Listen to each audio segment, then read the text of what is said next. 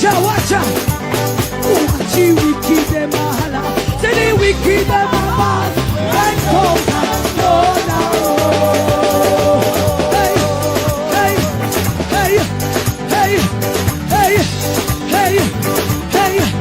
Hey. Watch you wicked them mahala. Say the wicked them bad. When goes down.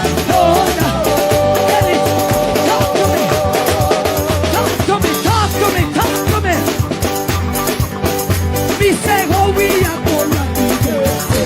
Boy, ready? Very good. Boy, me say how we are gonna do this. Yes, we go down. Boy, sit down there.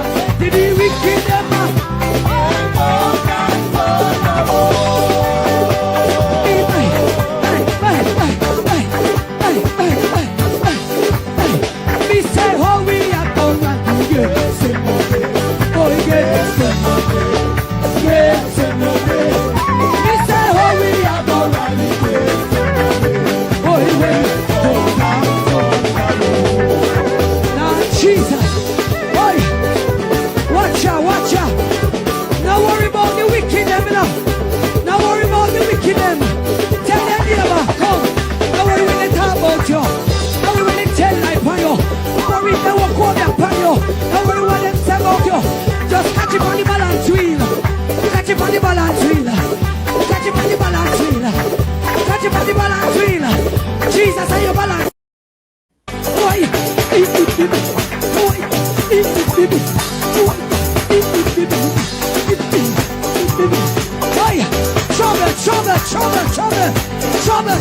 trouble. Watch out. Watch you wicked them mahala. Say the wicked them bad. And come down. Hey.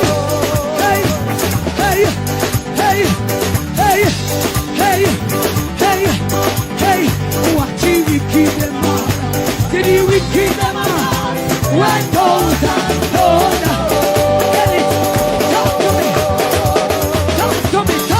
Talk to me. Me say how we are gonna do this. Boy, ready? Very good. Boy, me say how we are gonna do this. Yes, we go down. Boy, sit down there.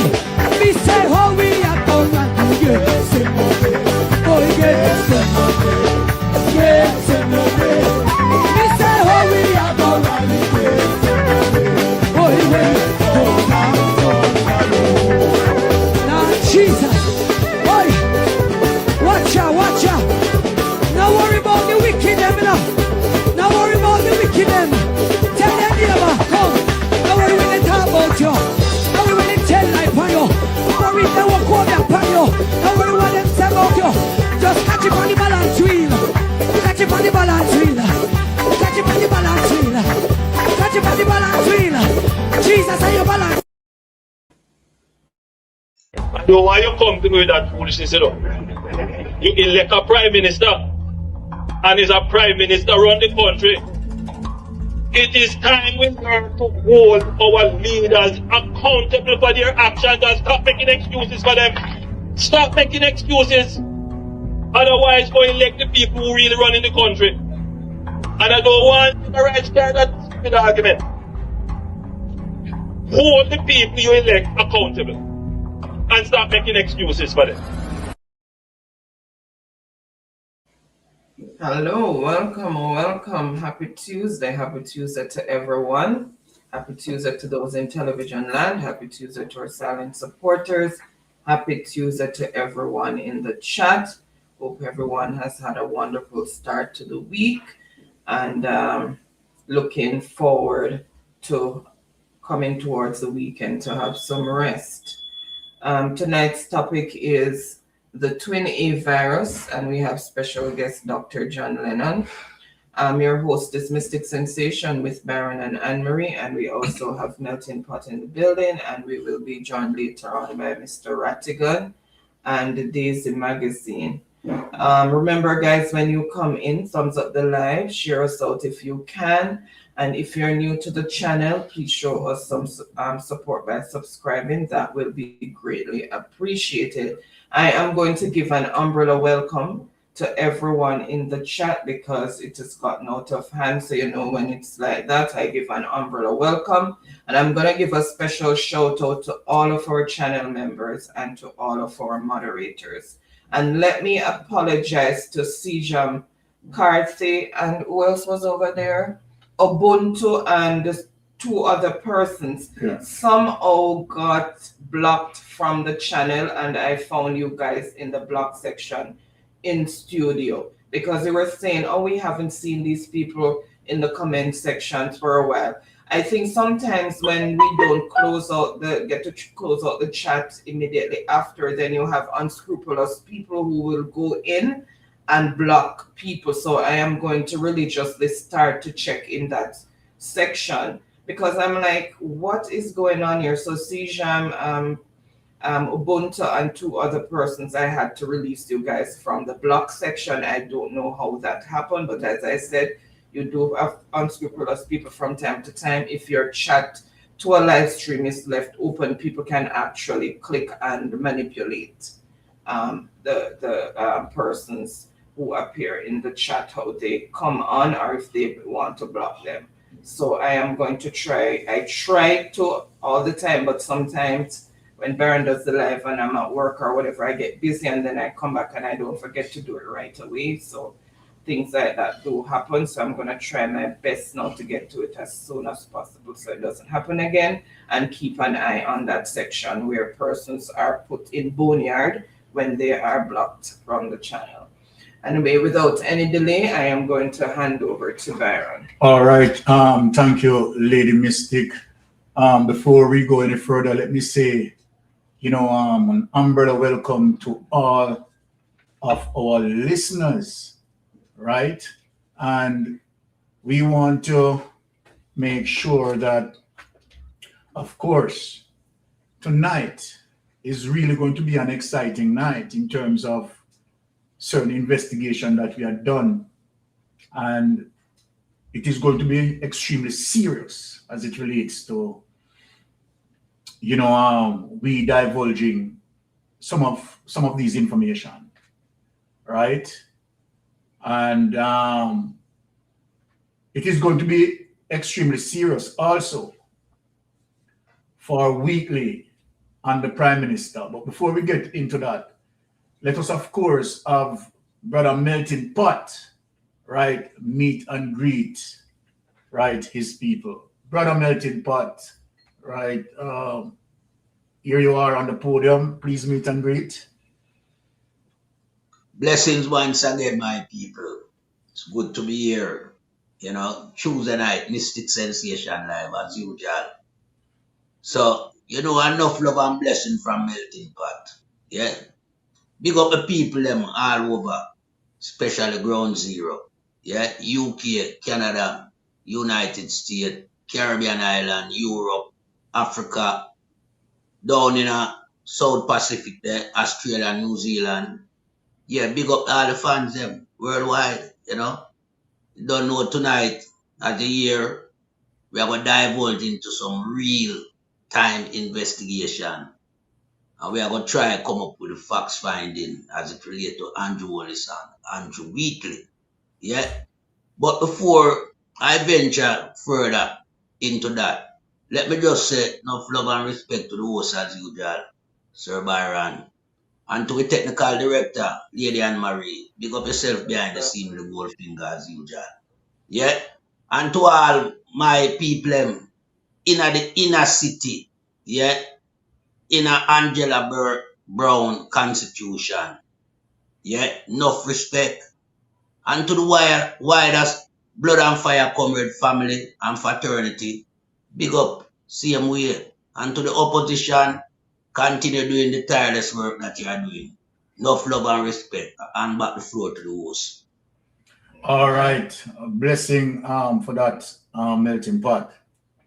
Now, let me say this, and I want people to, right, of course, share out this live as many people that will want this information to reach. Now, it is very serious as it relates to the Prime Minister found himself in a conundrum that the Prime Minister is in what we call the center of hell. I want people to understand what I'm saying. The Prime Minister is in the center of hell. If the Prime Minister fired Wheatley, the Prime Minister in a predicament. If the Prime Minister doesn't fire Wheatley, the Prime Minister in a predicament. Anything, if the Prime Minister go left, he's in a predicament. If the Prime Minister go right, he's in a predicament. If the Prime Minister stand dead center, he is in a predicament. Tonight, what we are going to expose is going to be further worsen for both Wheatley and the Prime Minister. And we are not presuming. We are talking about evidence of facts. And so we know that this situation as it relates to Wheatley is going to have a ripple effect through the entire Jamaica Labour Party based on the evidence that we are going to reveal. Solid evidence. I've spoken to few persons as well from SSL. Have some audios. And so we are going to see the full tilt of the evil of Andrew Wallace. Jamaica people, it's not normal. It's not normal. The Prime Minister is a disappointment to the entire country. Now, before we get into that, we want to, of course, for today's campaign for justice, right, as it relates to, civil society, along with, Andre Stevens and Marvin Hedger, galvanize such campaign. And to me, I am pleased in terms of, you know what, we have seen that people are coming together. People realized that we definitely need a change. And today was a starting point that have me pleased in terms of what I have seen. I'm going to give few clips of that. But tonight, you know, I am not interested to even touch Parliament, because we have seen that Juliet Warner is behaving like a political virago in Parliament. And you see, this is what we're talking about when we see the tendency of dictatorship. However, the amount of evidence that I have tonight, and I want to highlight as it relates to the high level of criminality between Andrew Holness, Andrew Wheatley, and Daryl Vaz. I am going to expose them tonight. Andrew Wheatley, Andrew Holness, and Daryl Vaz. Some people who are contemplating as it relates to Steve Wright can be, you know, going for the Jamaica Labour Party leadership. What we have to reveal tonight, Steve Wright, you take away yourself, because you also have an account in SSL. You also rob investors, and everything that I'm saying cannot be disputed. You have the evidence. Now, let me just give some highlight of what transpired today. Now, without any delay, honey, let us get into that. And, you know, play as it relates to... Yes. Let us get into some of the events of today, right, which is quite lovely. Love Jamaicans gathered in Crossroads, Kingston today, turning one of the capital's busiest intersections into the center of a growing public protest. Demonstrators say they are demanding greater transparency and accountability from the government over Jamaica's Third Country Nationals, or TCN, agreement with the United States. Many carried placards, waved Jamaican flags, and chanted that the voices of ordinary citizens must be heard. Social activist Marvin Licolfia was also among those present, adding his voice to the calls for answers. While government officials have said the arrangement would involve only a limited number of screened individuals under strict conditions, concerns remain over national security, public consultation, and what the agreement could mean for Jamaica's future. Today's demonstration highlights the growing divide over the issue and shows that many Jamaicans want a greater say in decisions they believe could impact the country for years to come. Hundreds of Jamaicans gathered in Crossroads, Kingston today. Let us tune in, right, and hear also that Mark Golding was in presence there, right, and we know that people, right, may not have heard Mark Golding, so let us play that clip. So I'm here in Crossroads just to lend support to the demonstration that has been promoted by the civil society groups that came on board together to protest some of the things going on in the country. You know, the way in which the government has approached this third country national deportee situation, the government's lack of transparency and, frankly, dishonesty in describing how this came about and what it is for. And, you know, we're aware that under US law, this whole arrangement is being questioned. That's an unsettled issue. And we think it's very premature and inappropriate for Jamaica to be embarking on an arrangement like this while the situation under the US law remains very uncertain.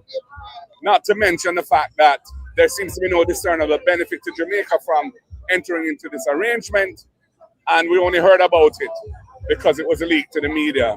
And then there's the whole question of Andrew Wheatley and his continued presence in the cabinet of the country.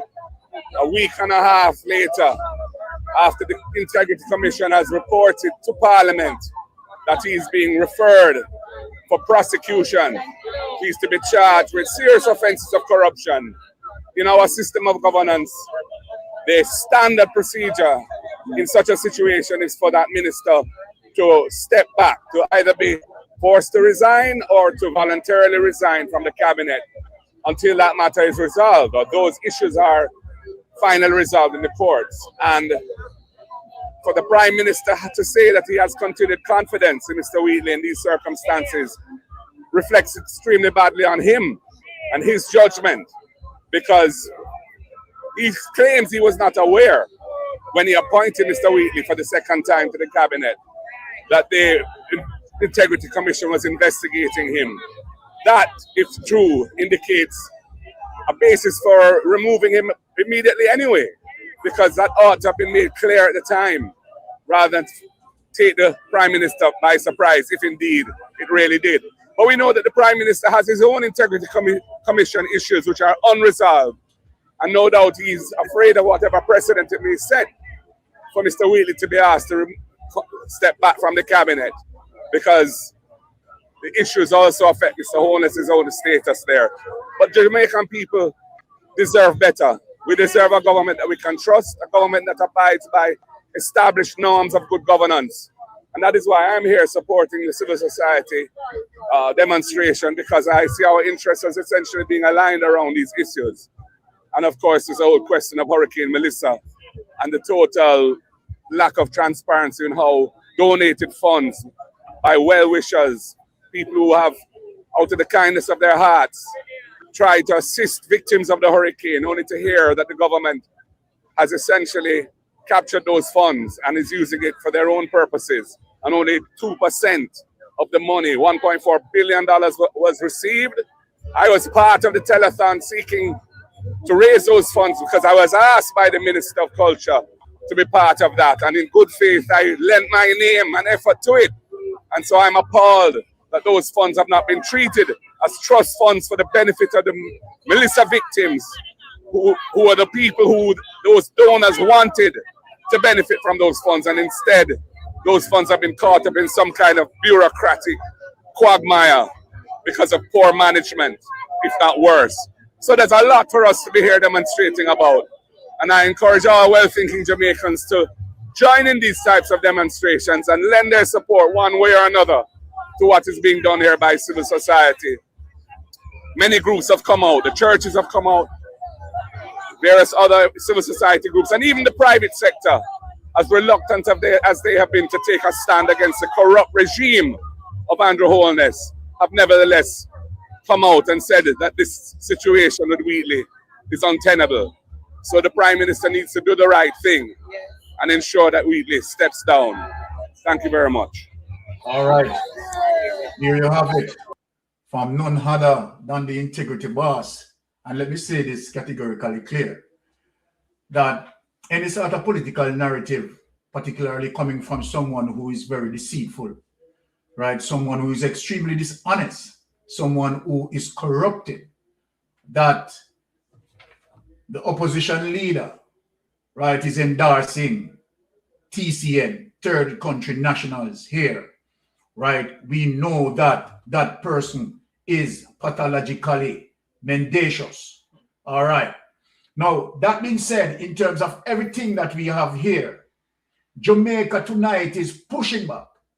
And when we say that Jamaica tonight is pushing back, let me put this on the turntable to make it clear that Jamaica is pushing back. So we are talking from cool North Canada, right, to Jamaica, and of course from locally and in the diaspora.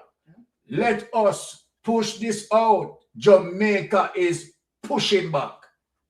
10 long years and look how Jamaica stay. No light, no road, no food for we plate. People are suffer while Anjua live great. You stand up on the platform, smile wide and proud. I tell we about prosperity, but we can't see it all now. Hurricane come through and left the people bare. 6 months later, them still out asleep under the air. Their GLP friends them build high rise, roads still full of hope. A whose pocket do I feel while the nation lose its soul? Hospital overflow, picnic can't get bed. School roof a leak, but you and Juliet well fed. You always have excuse, always pass the blame. Every time something wrong, it never go in your name. Jamaica a drown and you claim you're unclean. Biggest actor in our politics we ever see. Boldness, time to go, time to go. The people, we say no. 10 years and we can't take no more, you know, hear us. We are not for the door. Boldness, time to go, time to go. From Kingston to Level, the people say so. We tired, we hungry, we done really show. Boldness, time to go. Farmer can't afford to plant, food price reach the sky. You bring in the poverty while your own people cry. We born ya, we grow ya, we bleed for this land. But Andrew at the top won't extend the man. You talk about vision, you talk about plan. But 10 years later, we still can't understand. Corruption report land and nobody charge. The people pocket small, but the scandal them large. Who's crack up parish council, bro? Country suffocate down and it just more. And when we raise revise so call we political, but the truth is the truth and the truth is biblical. Police, time to go. Time to go. The people, them say no. We say no. 10 years and we can't take no more, you know hear us. We are not on the door. Police, time to go. Time to go. From Kingston to Negri, the people say so. We tired, we hungry, we done with the show. Police, our time to go. We know our no hype, we know our no speech.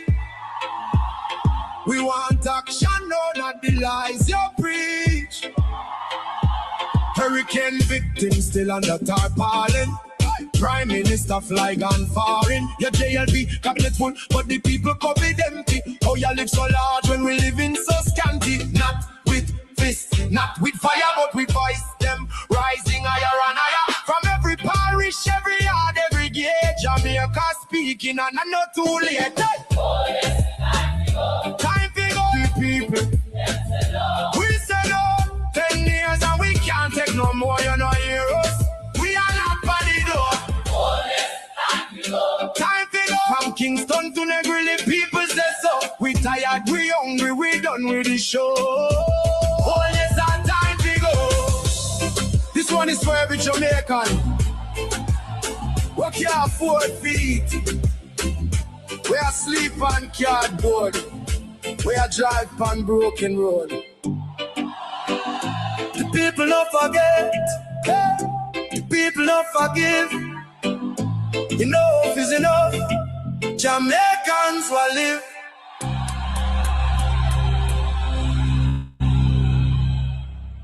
"10 years, you say. 10 long years and look how Jamaica stay. No light, no road, no food for we plate. People are suffer while Anjua live great.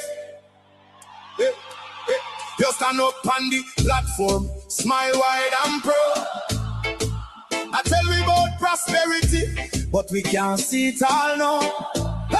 Hurricane come through and left the people bare. 6 months later, them still out asleep under the air. Their GLP friends them build high rise, roads still full of hope. A whose pocket do I feel while the nation lose its soul? Hospital overflow, picnic can't get bed. School roof a leak, but you and Juliet well fed. You always have excuse, always pass the blame. Every time something wrong, it never go in your name. Jamaica a drown and you claim you're unclean. Biggest actor in our politics we ever see. Wholeness, time to go, time to go. The people, we say no. 10 years and we can't take no more, you know, hear us. We are not panic door. Wholeness, time to go, time to go. From Kingston to Negril, the people say so. We tired, we hungry, we done really show. Wholeness, time to go. Farmer can't afford to plant, food price reach the sky. You bring in the poverty while your own people cry. We born ya, we grow ya, we bleed for this land. But Andrew at the top won't extend the man. You talk about vision, you talk about plan. But 10 years later, we still can't understand. Corruption report land and nobody charge. The people pocket small, but the scandal them large. What's crack up parish council, bro?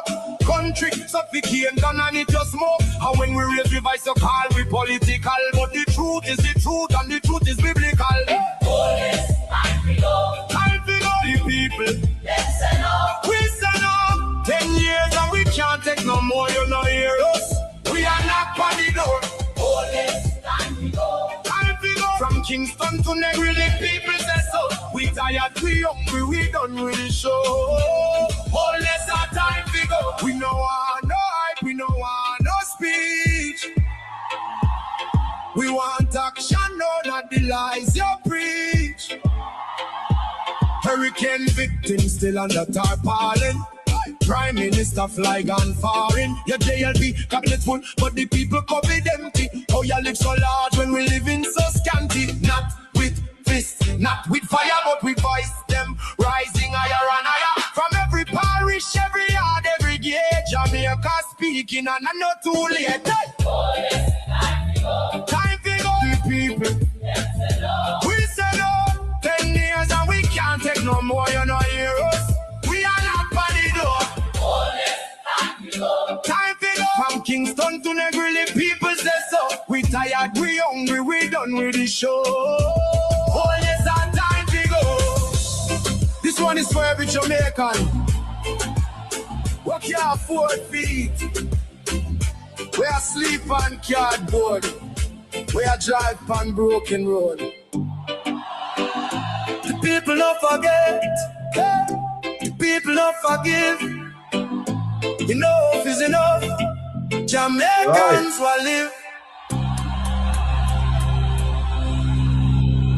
Here you have it. Here you have it. There you have it, my Jamaican people. Well, Jamaica. All right, we have. Well, Dr. John Lennon is having some connectivity issues. So before, right, he's starting out, and as soon as he finishes sort out, then of course we will get to him. Now, let me just ask Brother Melting Pot, right?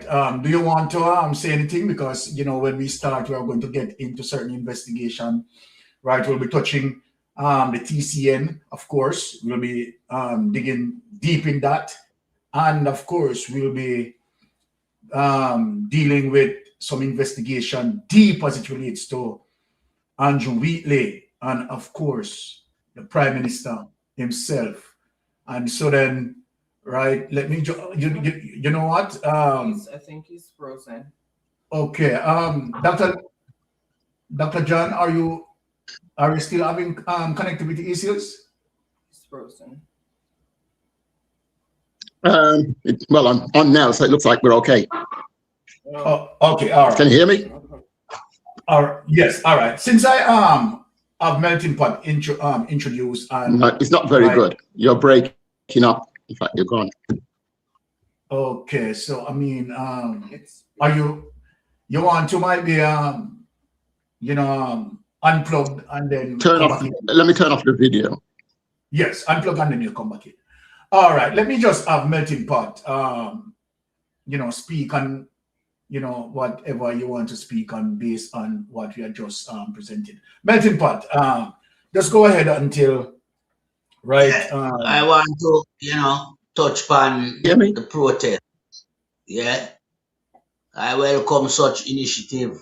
And I Yes. mean, it's long overdue.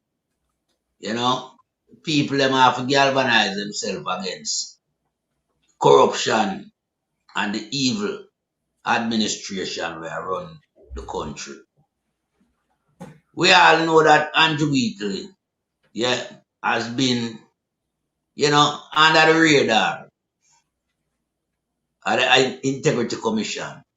And so it's no secret to Jamaicans, from the scandal, down at Petrojam to him now being made publicly by the Integrity Commission of his unexplained wealth. Now, the Prime Minister should have do the honorable thing, because them like to be, looked upon as honorable individual serving the country as elected member of parliament. But he did not. He chose not. And we ask ourselves the question then what on? Anywhere else in the world, him gone. Andrew Whitney gone. Because you cannot be, a public figure and you're uncertified. It no works so. And we know the people them where integrity commission, have in that capacity. You have the government side, the opposition, and the Senate them. You understand? Them people, them statutory declaration have to be, made aware of. And when it's not in keeping with the finding, the Integrity Commission are going to expose it. You understand? And we all know so it run right around the world. But for somehow, wholeness try to create a new euphoria in a government in a Jamaica. Him no move nobody. We see Donovan Williams same way in a central Kingston. Him did the same way. Him for gone, based on, what we know about as it relates to Rosie exposing Donovan Williams for him high level of corruption. Andrew keep them. And why Andrew have to keep them? Because him and them sailing at the same boat. Yeah. And I mean, come on. If you is an individual entrusted to run your country, it's a privilege, a few people get that, worldwide. Few people become prime minister and president. Yeah. As something that must be, acceptable. Yeah. Because the task, you put yourself forward. Yeah, and the people give you the privilege, serve the country, serve the people, and serve with dignity, accountability, and transparency. But we know him run the thing from long time, He's a guy who try to keep dirty linen pan line. Everybody see it. We're not a time for our country moving in a different direction. Yeah, so I'm glad that the leader of the opposition went out in solidarity and support the movement. Yeah, as civil society. You understand? I mean, it's long in coming, Yeah. But me have to welcome it. Better late than never. This is how I want to see the Jamaican people mobilize themselves into action. Yeah? Because corruption must not be entertained. Corruption puts strain on everybody's pocket in the country. Yeah. And I mean, we are saying enough is enough. Andrew Holness, yeah, we all know him in the same category like Wheatley. I remember Integrity Commission also highlight the fact that there are several more. Yeah. But when Andrew Holness was asked about this, yeah, as it relates to if him know anyone within his party who is under investigation, him same search far and wide. No, you can't have so much bad apple on the tree, you know, and you look like. Hold on, just give you a summarization because remember we have Dr. Lennon, you understand, and we want to get through with the guests, right? All right, we have to bear that in mind. Okay, yeah. So we are said, yeah, him same search far and wide and him can't see anybody. But me I say so much of them and you can't see none. Andrew Wall is full of too much lies, man. You know, and PR and soundbite. Yeah, and it's time him recognize yeah, the country is not in support with not where I want right now as it relates to the 10,000 deportee them and Andrew Wheatley. And we have said the thing is in a shambles. So, you know, get your act together, Prime Minister, or lift up and back the floor to the host. All right. Thank you for that, Melting Pot.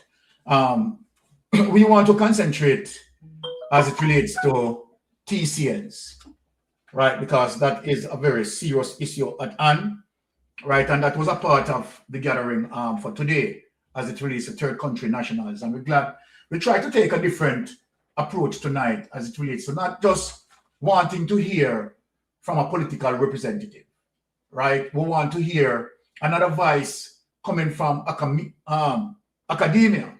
And that is one of the reasons why we have Dr. John Lennon here tonight, right? So that, you know, he's going to address certain issues as it relates to the TCN, right? Because moving away to say, okay, all right, you know, this is not coming from a politician for one to say, okay, all right, it is, you know, political, right? So we are trying to shift away from that tonight and bring in an independent voice from the politics.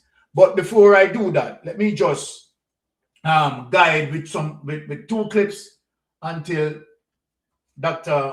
John Lennon sort out his situation there. Now, we see where the government refutes claim, right, of third country national, right, will be housed in St. Mary. So let us listen to that. And that, again, you know, nothing that the government speak coming out of the government that we can take to say it is true. The government is simply not credible. And so then, I mean, it is very serious because we know of a flight, right, that left a particular location, right, and landed at the Norman Manley Airport. But obviously, they are disputing that. So let us hear what Horace Strang has to say. Up first this evening, the government is responding to claims that third country nationals will be housed at a property in St. Mary pending the outcome of their case by immigration officials in the United States. And as you'll hear in this report, it's still not clear when the first batch of 25 will arrive. There are more questions than answers about where the government will house the first batch of third country nationals when they arrive in Jamaica. In an interview with TVJ News on Saturday, National Security Minister Dr. Horace Chang refuted suggestions that they would be accommodated in St. Mary. There are no third country nationals in St. Mary currently, and there is no arrangement to house any third country member in the institution in St. Mary. But if not St. Mary, then where? St. Mary was never an option. And I don't know what the relevant technical people are doing. They might have looked at St. Mary. It was unlikely because they want them to be near points of transport. can you say what are the areas being looked at? No, I'm not looking at any area. When the technical people who are involved in the migration operation decide to look around, they look for facilities that they think can be made available. Some Jamaicans have expressed concerns about the background of some of the third country nationals being sent to Jamaica. Dr. Chang reiterated that those being sent from the U.S. are not criminals, but illegal migrants whose claims are yet to be determined by the United States. And so, we asked whether residents would be engaged before the location for housing is selected. We're going to have to use a commercial place. If we take a private residence, we'll have to engage the residential community. But if the international organization for migration, which will be working with us, find a hotel and lease it, that's their privilege. It's a business activity. Remember, they'll be coming here in transition. And like we transition anybody through Jamaica, they'll not be subject to detention. So if we are working with an international organization for migration, they will identify the venue with us. And it's a commercial operation. As uncertainty linger about where the first batch of 25 under the program will reside, there are also questions about when they will arrive. When do you expect this to be finalized, and when is it that we can expect the first set of TCNs? I have no idea. I have no idea. We have no idea whatsoever? No, because we have to go through a process, a legal process to process them. I have to get the legal status, we have to find the accommodation, and we have to discuss with the government that will send them when they're available and the type of people coming. You have to go to the regular due diligence. So there's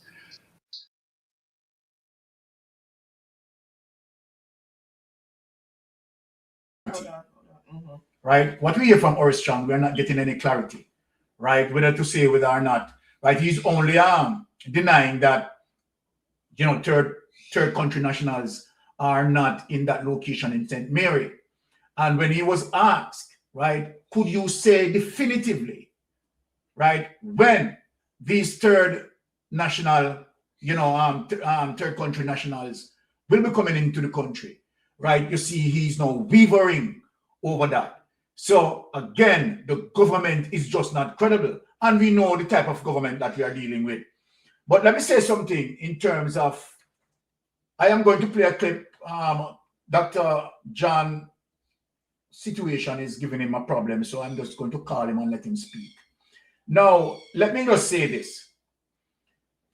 I am going to play something to prove to the entire world that Jamaica was forced, right, into making this decision.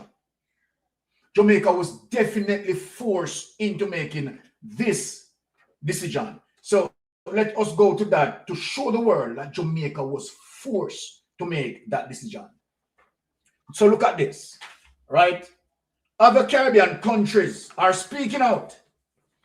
So then why other Caribbean countries are speaking out and Jamaica, right, was not forced? Now, let us read this, my Jamaican people. And this is evidence right here, Jamaican people, that of course the Andrew Holness administration was forced. Right?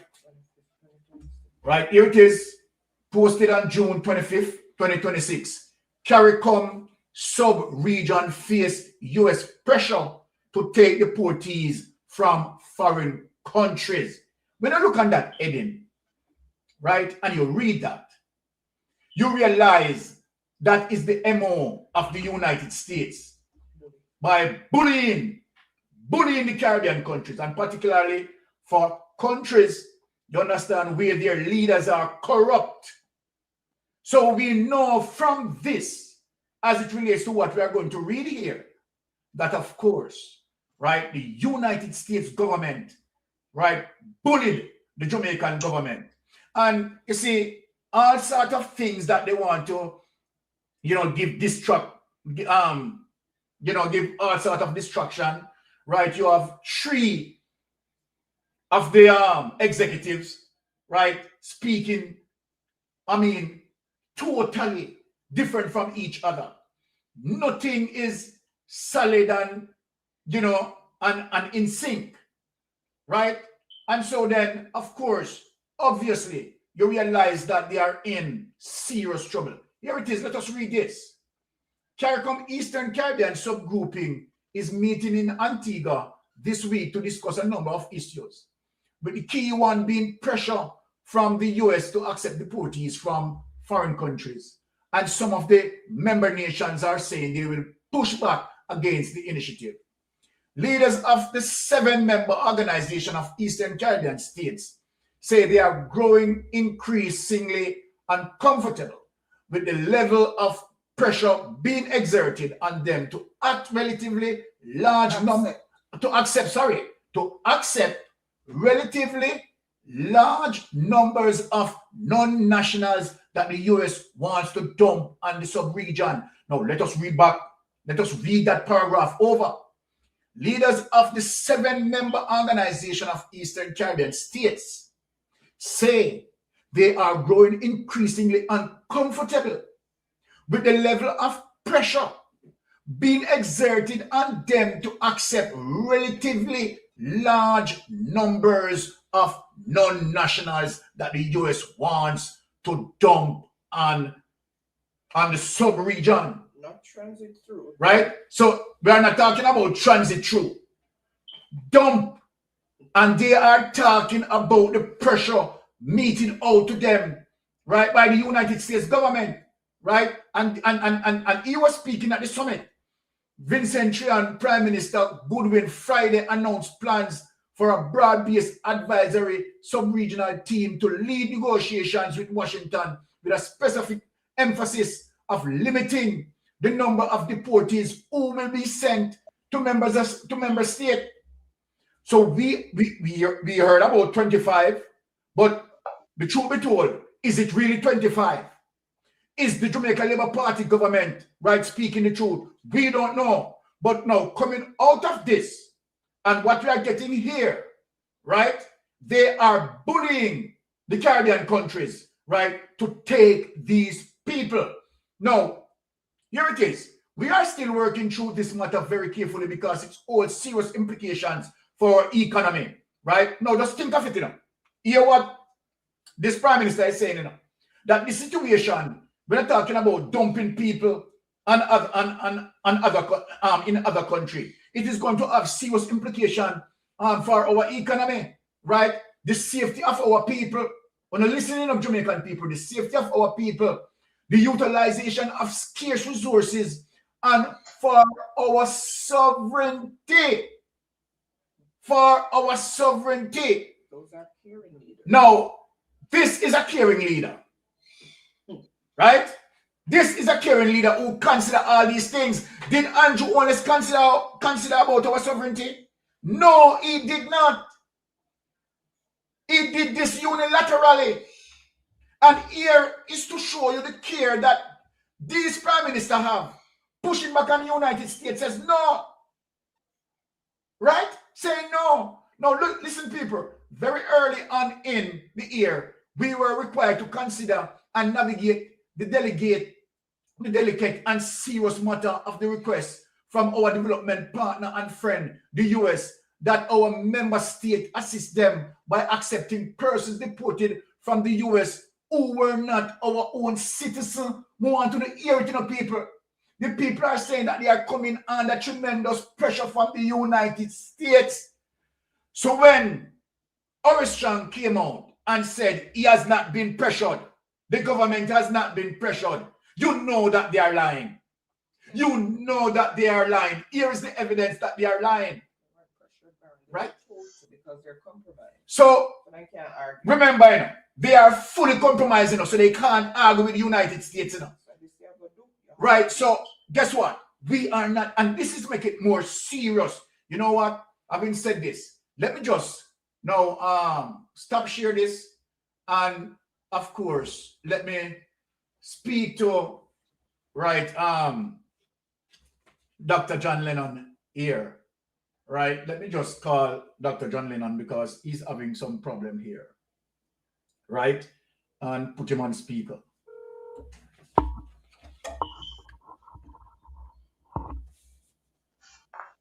Brother Byron. Yes, Dr. John Lennon. All right. I know you have seen the two items being displayed, right? Obviously, you are having some problems, right? Now, let me just ask you a question as it relates to your input, Dr. John Lennon, right? As it relates to what you just heard, as it relates to the MO of the United States bullying Caribbean countries, I am asking you, Dr. John Lennon, how does it feel as it relates to your sovereignty? Do you feel that your sovereignty being encroached on, right? And how do you feel in terms of knowing that the government act unilaterally without bring this to Parliament and bring the input of the people? Tell me your stake on it, Dr. John Lennon. Well, we all know it's wrong, though. Wait, everybody knows it's wrong. I mean, you do have to laugh at the temerity of the man, don't you? I mean, you cannot believe something as important as this. After what Rubio said about the types of people he wants to dump here, and then you hide it from the people. That makes no sense whatsoever. And then when when the people are asking as well, how are we going to be compensated? We don't even know about that, Byron. Do you know how much we're going to get? How much are we going to get for this? Well, we don't know. Remember, Dr. John, that we don't know nothing at all. And what the government is saying to us, right? The government is not in the position, you understand, to be credible. We know that this government, you understand, is corrupted, right? They cannot be believed, right? So we don't know nothing, Dr. John. And that's what makes it dangerous. Yeah, well, as you said, they've been bullied because the same thing happened in Cameroon. The US withheld $30 million worth of aid until they took the TCNs. Something similar in Ghana, all throughout Africa. So it's all of these countries, small countries, that have been bullied into taking these nationals. But the other thing is, you think that why isn't anybody asking really? How important is the US to Jamaica? I mean, what does the US do for us, Byron? What does it do? Well, I don't know. It's a genuine question. What benefits do we really get from the Americans that they can say that we're going to just, ask these big favors of us? What do we get from them? I don't know. Might be they are pressuring us to the fact that okay, all right, remittance inflow, right? Remittance inflow. How can they stop? If family wants to send money here, family's going to send it. They can try and make it more difficult. Yes. Yes, and of course they can issue travel advisory, right? In terms of affecting our tourism industry, right? So it seems like, of course, they have the handle and we have the blade, right? Again, when you look in terms of, hold on, Dr. John. Again, they are one of our biggest trading partners, right? Oh, really? So based on What do you mean by trading partner? based on well, we import from them over $2 billion worth of goods, right? Yeah, and how much do we export? Yes, go ahead. If you're a trading partner, yes. If you're a partner, that means that you buy a good amount from us. Yes. And we sell you a good amount. Exactly. So we buy using over $2 billion. How much do they get? How much do they take from us? Exactly. The balance of trade is so wide, and I understand where you're going, right? The balance of trade is so. No, I'm going to tell you that they're not. Sorry to interrupt you, but they're not a trading partner, Byron. They're not, because I can tell you what the figures are. Yes. In 2004, we exported a value of $384 million, just US dollars, 384 million. That's what we exported to them. That's a value, that ain't money, because most of it is bauxite and alumina, and the two companies that get it, Noranda and Jamaica, they don't pay for it. Sorry, no, the company in America is called Century. They're not paying for it, Byron.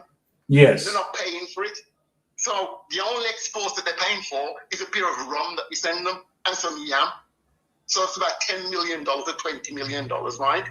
And you know how much we bought from them? $2.51 billion. That's what we got. $2,510 million. That's what we bought from them. All right. And when we sell them at 10 million. So they're not a trading partner. I would agree with you. Dr. Lennon. But let me ask you a question. What do you believe? Why would the Jamaican government, right, accept a deal like this? Why? What are the possible benefits that we are getting? Why do you think they would have accepted a deal like this? They threaten the people in some way, haven't they? Because we're not benefiting. There's no way they're going to give us the right amount of money to do it. I mean, as a friend of mine said, if you're going to sell your soul to the devil, make sure you get some proper money for it. I mean, when the British were talking about the same kind of a deal with Rwanda, where the Rwandan government would take all the people, and they said it's going to cost like £370 million, that's like 400 million US, to set it up. And then each person would cost something like, like 170,000 pounds to 200,000 pounds, something like each person would, plus other expenses added to that. So we're talking about tens, so we should be getting like $500 million. That's the kind of money we'd be talking about. And you know that if there's any money involved in it, there'll be about $50 or something like that in it for each person. So who knows? Who knows? That's why we need to see the MOU. We have to see it. Yeah, we have to see it. We can't have it. Remember, we are the bosses. They are, and they're the workers. You can't have your workers telling you they're not showing you the information. We've got to demand it. And I think that the PNP in Parliament must demand it. We know that a flight landed on Thursday. We know a flight landed on Thursday, but we don't know who was on board. The PNP must ask in Parliament, this flight landed, were there any TCNs on there? And if they're not going to answer, Byron, this is what I would be doing if I was in Parliament. I'd go international. I'd be all over social media. It'd be picked up everywhere. So this, because every corrupt government, what they hate more than anything else is to be called out internationally. They hate that. They like to keep things, regionally. But to be called out internationally, that's what I would be doing. Because this is beyond outrageous. After what Rubio said, sorry to repeat myself, but after what Rubio said, the worst kind of people he's trying to get out of the country, and he thinks that he can just drop them into black people country because we're not valuing nothing. Same thing I do, they send all these bombs, they're bombing up the Palestinians. We've got no value, and we've got to wake up to this. We have no value to these people, none whatsoever. So this is crazy, John. And as you said, after what Marco Rubio said, right, that you'll be sending despicables, deplorables, right, rapists, child molesters. We don't know, right, how can you accept this situation and then you merge these people in our general population? And in the same breath, you are dealing with the Haitians, right, in such a disrespectful way, right? The Haitians are running, you understand, from a serious situation in their country, right? But yet, when they reach here, how can you detain the Haitians in saying that, okay, all right, the situation is different because you make an agreement with the United States? However, you understand, the Haitians are breaking the law. The fuck of the matter, how can you say that when you have heard what Marco Rubio said? So then if you think the worst of the Haitian to say, all right, the Haitians have criminal, the possibility that criminals may have come on our shore. Okay, that is one thing. But that is a possibility because we don't know. But however, Marco Rubio told you who they will be sending. Marco Rubio said they'll be sending pedophiles, they'll be sending child molesters, and they will be sending rapists. So then, what crime that the Haitian could have done, right? As it relates to you decide, said, okay, all right, the Haitian break the law, and so then, all right, you're going to detain them. I am saying you open to accept pedophile rapists, right? And God, he knows human traffickers. So then, how do you merge? In terms of those two situations that I talk about, Dr. John, how do you merge that two situations that, okay, all right, you are saying that the Haitian broke the law, right? And yet you and the USA have an agreement, right? Have an MOU. But within that agreement, Marco Rubio stated clearly to the entire world that These are the deplorables that they are sending. So how do you how can that be justified, Dr. Lennon? Talk to us. It can't be. It can't be, can it? And it must be shut down. It's got to be shut down. This is madness. Okay, we had a demonstration today. We need to organize something much bigger. Yes. We need to put it to we need to put it to the government as well. Then, if you said we're doing this favor to the Americans, I said, what do we benefit? I said we've gone through trade. There's no trade back, but they're actually getting our bauxite for free. I mean, that's outrageous. But Byron, how can you be mining and see all that destruction and you feel happy to take it from a poor country for nothing? Not a dime. Back in 1974, when Manley brought in the bauxite levy, the companies were paying 1.2 in today's money, $1.2 billion a year. That's how many of these people in Parliament, people in their 60s, they went to university for free university education because Manley paid for it with bauxite money. And these same devils now are there. These same devils there are thinking it's brand for these people not to pay any money. All right. It's madness. So the people, we've got to arrange somehow. Everybody got together, all these people on social media, because everybody disagrees. Exactly. We've all got to come together. We've all got to come together under this one umbrella. But because jail people don't like it.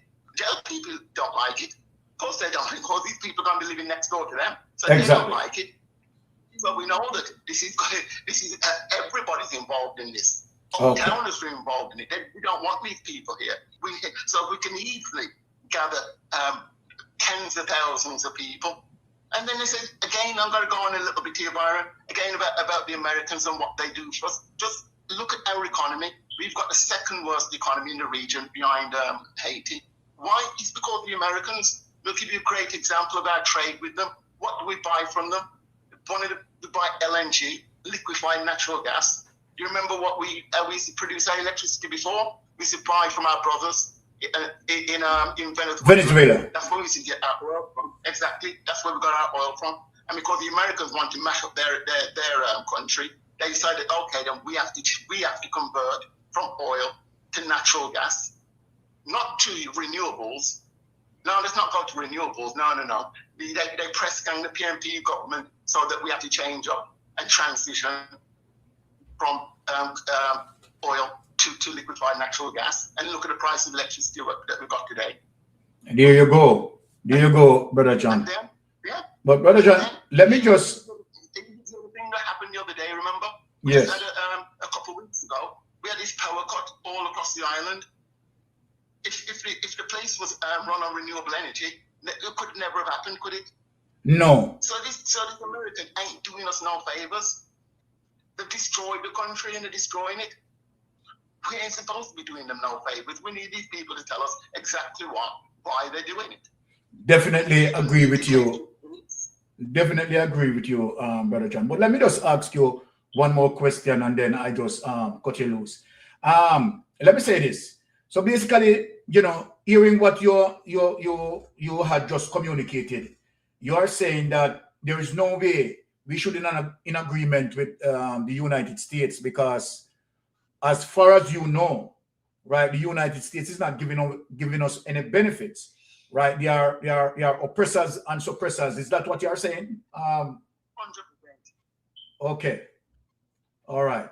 So basically, that is what Brother John is saying, that we shouldn't be doing any favors for the United States, because based on what he said, that they are oppressing, right, the people of Jamaica.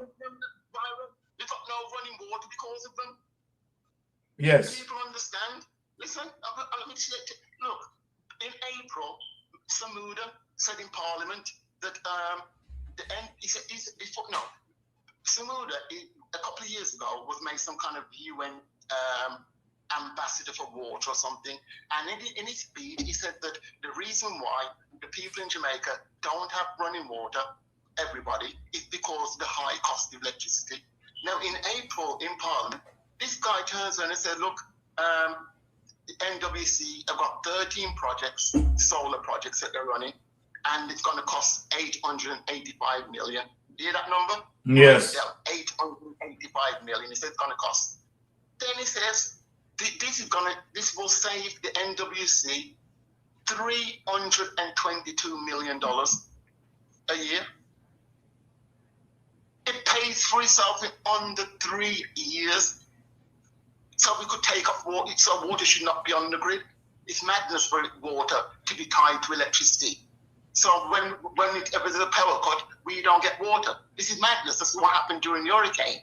And you'd have thought after Melissa, they said this can't happen. This is madness. Water cannot be dependent on JPS 100%. We've got the proof. You've just seen it. I was without electricity for 3 weeks and without water for nearly 4 weeks. Luckily for us, there's a pool nearby, so I could do my toilet and stuff like that. God forbid if I didn't. I've just seen people out on the street going to gullies and places like that. Gullies in Montego Bay. Huh? And this is because of the Americans, because we've had to follow all their policies on water, policies on debt. They're killing us. Oh, yes. And I just don't understand why we've got economists in the country and we've got an opposition party and they're not talking about this. And let me say something else to the people. There ain't going to be no rebuilding. So on the time they think that there's going to be no Black River being rebuilt. There's no money in the budget for it. Go check.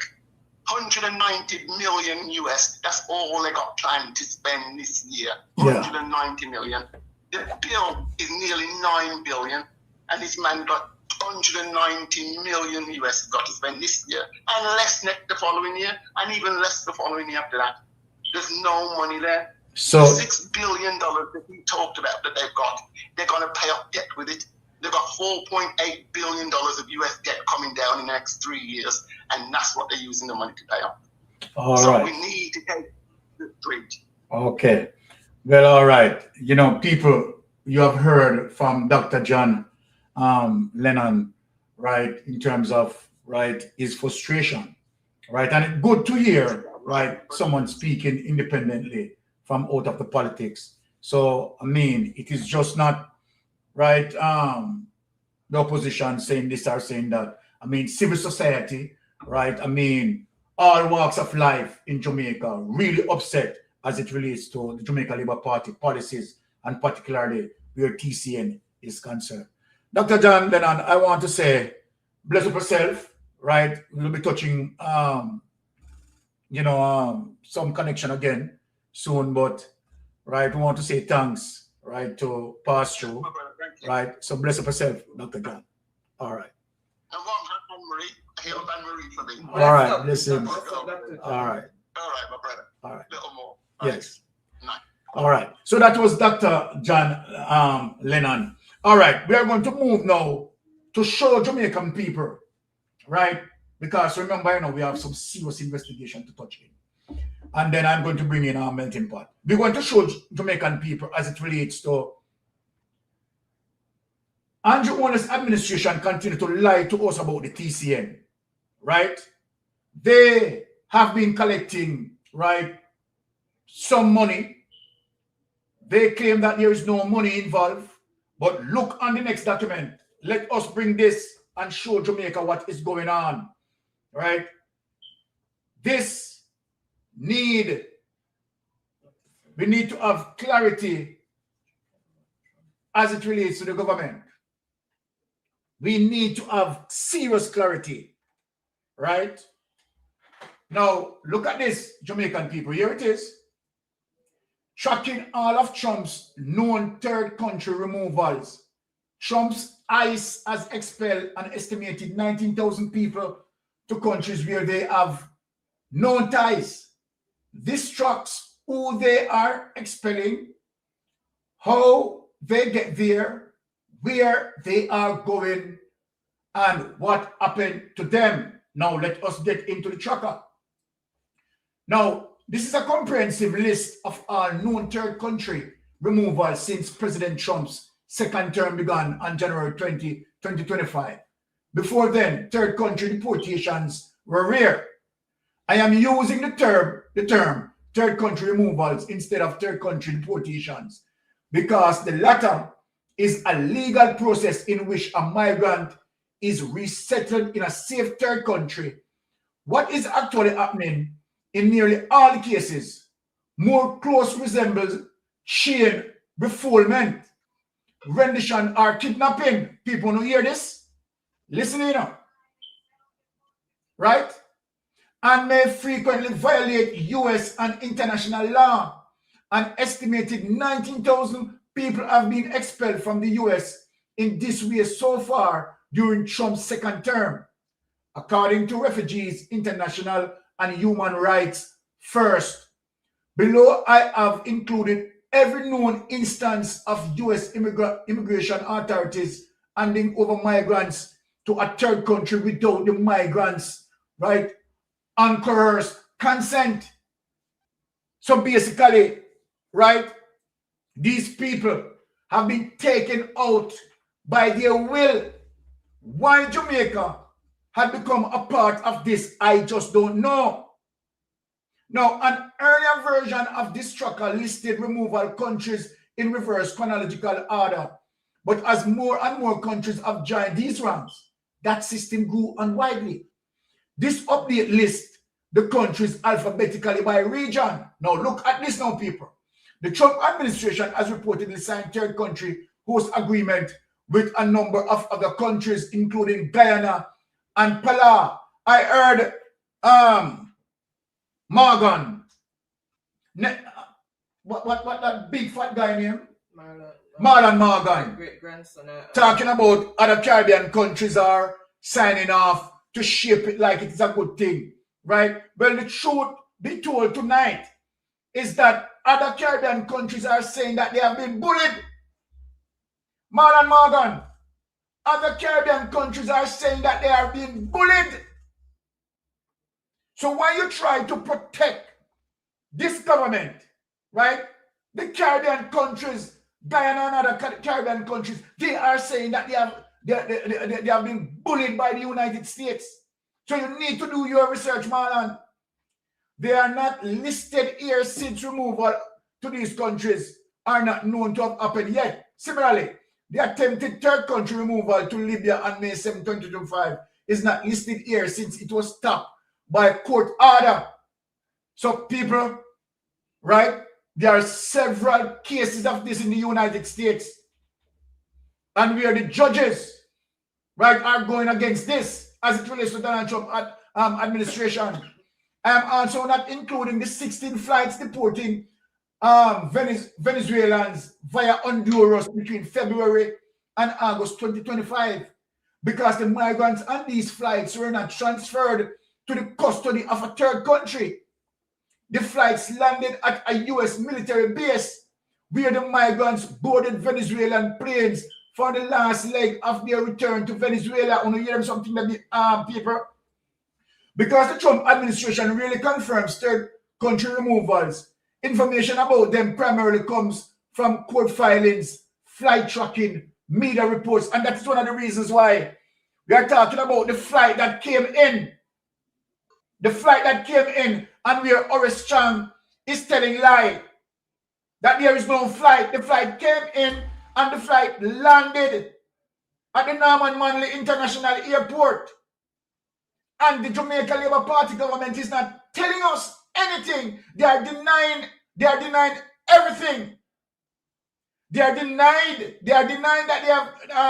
that they have not been bullied. Right? They denied that there is no money involved. All of that is lie. Now, recently, HRF have also started their own excellent website, Third Country Deportation Watch. While much of the info on our sites overlap, there are some differences. Their site has more information on court challenges and the agreement between countries. Mine has more information on charter flights facilitating these removals. Their site including countries that have signed agreement but have not yet taken any third country nationals. Mine does not. My site counts the transfer of Palestinians to Israel, and stateless people to Bhutan as third country removals, right? There's do not. Now, this is very serious, you know. This is very serious. Let us take this away because, right, this is just madness. However, what we are saying, right, let me just give Melting Pot, right? Pot, are you there? Right? Now, let me just give Melting Pot, right, his words on that as it relates to the TCN. And then, of course, we allow some calls to come in. We'll be allowing some calls to come in after Melting Pot done, right? And then we discuss about the TCN before we touch the investigation tonight. Because people, this investigation that we are going to go into, it is going to surprise a lot of you. As I said, Andrew Wallace and Andrew Wheatley, they are in serious, serious trouble. So, Melting Pot, as I said, we are not hearing the truth coming from our government, right, as it relates to the TCN. While they are saying that they are not being bullied, we just read a document as it relates to other Caribbean countries, Melting Pot, are saying and confirming that the United States, right, is bullying them. Then why is it that Jamaica has not been bullied? Obviously, they are lying to us. What say you on the matter, Melting Pot? Well, this third country national saga, it's alarming to me, you know, fact of the matter that, you know, Dr. Crab is not giving anything as it relates to information to even when he was being quizzed by the journalists. He's tight-lipped. And I mean, one of the things that is very uncomfortable is the fact that 6 other Caribbean country leaders state the obvious that they have been bullied by United States to accept these third country national.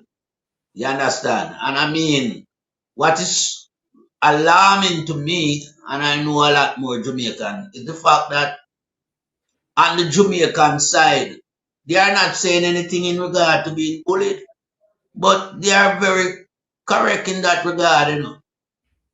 Because America don't have to bully Jamaica. America just demand Jamaica to do what America want Jamaican to do. So let us put that aside and concentrate on the real, you know, disgrace within this saga. The lies, you know, that is a disgraceful thing.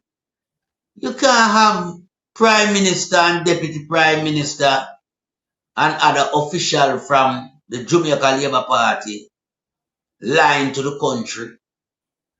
They lie about the house in St. Mary, yeah, that's supposed to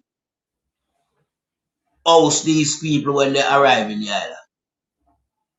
Them lie about the whole circumstance surrounding how Jamaican got involved into this, you know, situation as it relates to accepting these third country nationals. And I mean, we know for a fact that, yeah, Dr. Crab is trying to make it out as if these people are not really criminals. They are just people who overstay their time in the United States. But if they overstay their time in the United States, then why is their country not wanting to accept them? Exactly. Their country of origin, I'm talking about. You know, so everything, it's there in the wide open. If you can analyze and dissect, you know, the government line, yeah, and there's no way Jamaica should be, you know, on its knee bowing down to United States. No way. Because we are not really benefiting from anything of source or substance from the United States government, you know. No. Yes. Because there's no, investment that Jamaica is getting from United States. True. We are not benefiting from grants and all these things and loans from United States. Under the Trump administration, it's just pure bully and, bad tactics going on. We find it very uncomfortable because that relates to we not having any understanding of what the country is passing on to America as it relates to our sovereignty. Now that is a major cause for concern. Because I know Jamaica cannot use America in the capacity that America is using Jamaica right now. I remember, America is not part of the Commonwealth state. So it's not like we and them join a union or belong to a union. But we find ourselves now with we back up against the United States wall of corruption. Because them deal with corruption just like the Andrew administration. Yeah. Now when Rubio come out and, disclose the type of people them where he want to ship off to some shithole country, that alone, disqualify. If me didn't even have the inclination say me might, participate in the program. The choice of word where Rubio use, disqualify my participation altogether.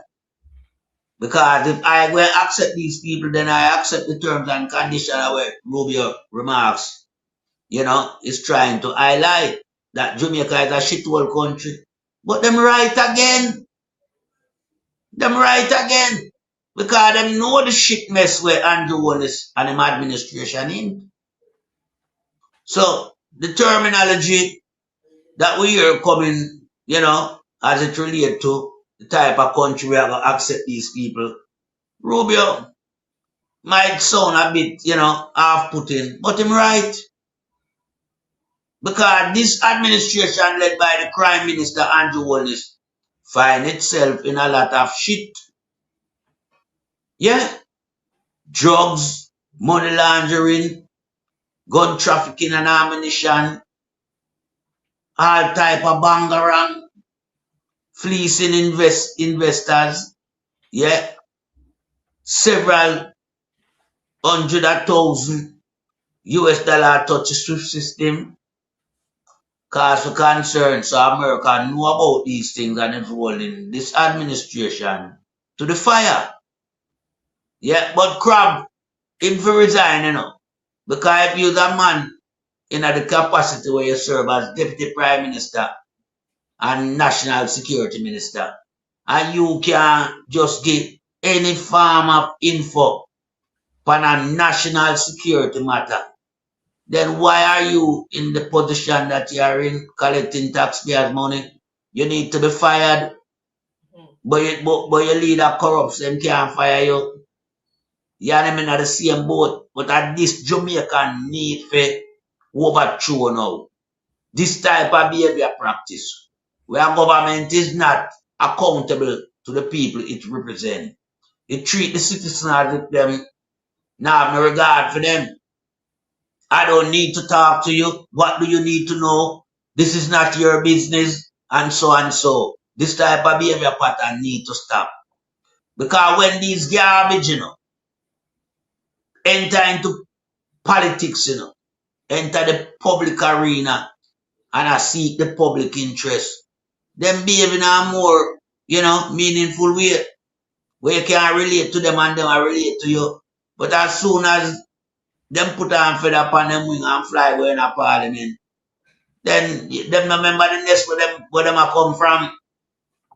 So we need people, to continue this sustained pressure upon the government, as it relates to cleaning up its corruption and getting its act together. And I yield back the floor to you, Sir Lord Byron. All right. Thank you for that melting pot. Let us just see if anyone want to call in before we move, because when we touch the investigation, as it relates to Andrew Wheatley, we want to lock down, because we have to make some recommendation tonight as it relates to guiding Mocha, right, based on certain information that we receive. So we will be also putting the information out there that if Mocha want to pursue it, Mocha free to pursue it. So let me just open the phone lines for anyone who want to call. As I said, when I touch this investigation, we are going to lock down on the investigation for a while. So let me just give some time for any person who want to call. Yes, we have the calls coming in now. So this is the call time. And let us turn to our callers, because tonight it is not going to be good enough when we touch the investigation. Yes, caller, you're on Mystic Sensation Live. Please go ahead. Mystic, blessings, brother. Blessings. Blessings. Blessings to Miss Lydia Marie. Blessings to Melting Pot, #1 channel on YouTube. All right. Say a word. But you are. Real quick, Mystic. Come on, say Andrew watching, you know. Yes. Mystic. Yeah. You know, say Andrew watching. I watch every Tuesday night, every Tuesday, you know, brother. Believe me, you know. Every Tuesday, I'm worried. Every Tuesday, the man I fret right now to rot it. Hey, hear me? Andrew, Mystic, 1 second. I just want to talk to Andrew for a minute. Yeah, man, talk to him. Andrew, hear me, I tell you, Andrew. And I'm not even going to go around the bush pan yard like that and talk gibberish like crab. I'm going to talk straight to you, brother. Listen to me. You still have a chance, you know, Andrew. Regardless of all the garbage that you did, you still have a chance, Andrew. Just turn from the wicked ways, no man. Just turn from it, no man. I know say you're under pressure, you know. I know, man, because I know you alone a thief, you know. I know, man, you have your people over you. I know it, man. I know, but you know what? Sometimes when you thief a position like as a prime minister, brother, it comes with certain stance, you understand? You can't fool no Andrew. You can't fool to certain thing, brother. Just focus no man and listen to me. Free up the people then. You can't hold on the people and money and expect people to just live on a top alley for the rest of, you know, your term, however you want to do. Because you know, say PMP, you got to build that for them. That's say a word. Because people, me I tell you right now, if you depend on Andrew not give you back nothing else. As you see him, I break down everything else around him. So, I just want to say to you, Andrew, just please, man. You're a 7-day Adventist, brother. Just turn from your wicked ways and just do the right thing with the money, no, brother. If you have to fall, then fall with Wheatley. If you have to drop with Wheatley, then drop, no, brother. It's all right. But guess what? When you fall, you got to fall with honor. Eh? You got to fall with honor instead of disgrace. But listen to me, brother. You can't do this. You cannot do this. Why is Wheatley still in the parliament? Why did he show up today? You should have done call him and tell him, say, yo, brother, don't show up at parliament today in a car. You don't know, say, the people that mad already. All right, hold on, caller. Hold on, caller, because you understand. I love when you touch that, you know. Let me say something to you. My brother.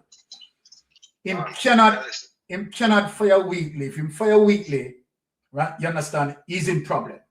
And if he doesn't fire Wheatley, he's in problem. And if he turn up in the center, he's in problem, particularly when we're done with him tonight and when we divulge, when we expose the information here tonight. There's nothing that he can do, right? Andrew Holness is going to get what coming to him in terms of the justice. I am telling you this 100%. That as it relates to Wheatley, right? I mean, going through judicial review. Yes, let them do them judicial review. Let them go through them due process. Because their due process is not going to land them in terms of any success. He has to come back.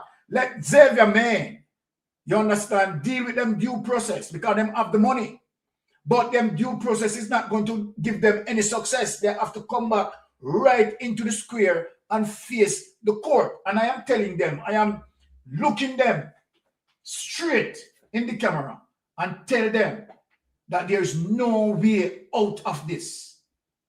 They have to get what's coming to them. Yes, Carla, sorry to cut you. Go ahead.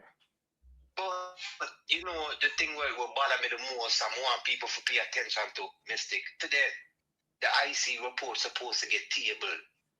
It's supposed to get tabled. Yes. You're supposed to know these things. You're Yes. supposed to know this. But the delay and the ray I'm doing of certain things of the you know, the queen of the house or whatever she want to call herself. I'm not trying to disrespect no woman no more at all. But listen to me. You cannot do this. At some point, you got to have a conscience about certain things. There are people suffering in the country, suffering, and you're a bottleneck. A bottleneck means you're choking. You're choking the people from being successful and being worthy of something, of trying to strive for something. But if you hold them, then how would they strive and go forward?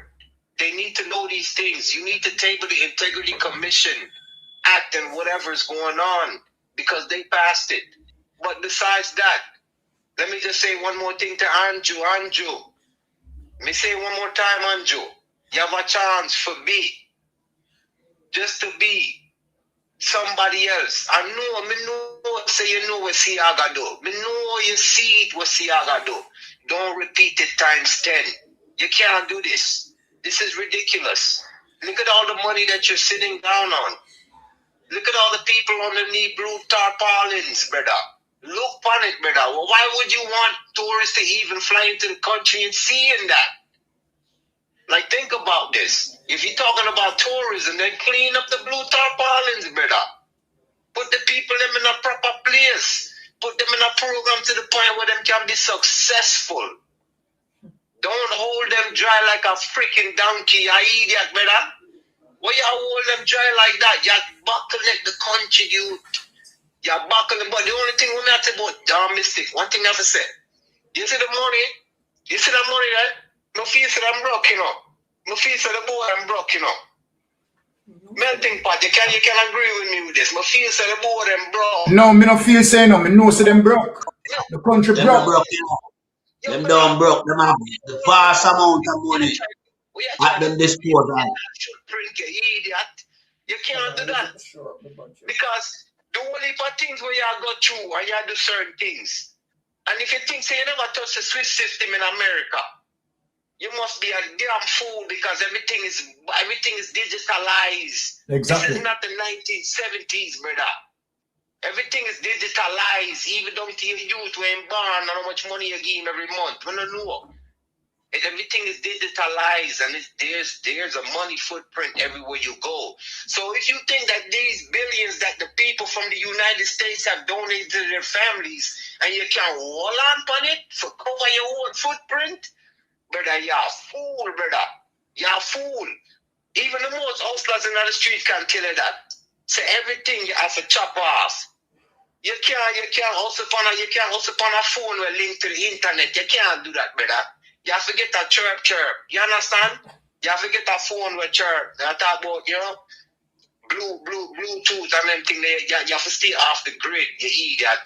And this is the point of what they're trying to do. They're putting everything on the grid. So your digital footprint is going to be found. Exactly. Why would you want to do this? Why would you do this, Andrew? So I just talk to him and Mr. I don't want to take up too much of your show, but me I tell Andrew, say, yo, brother, them are going to catch you, you know. And you still have a chance to make Jamaica great again, you know, brother.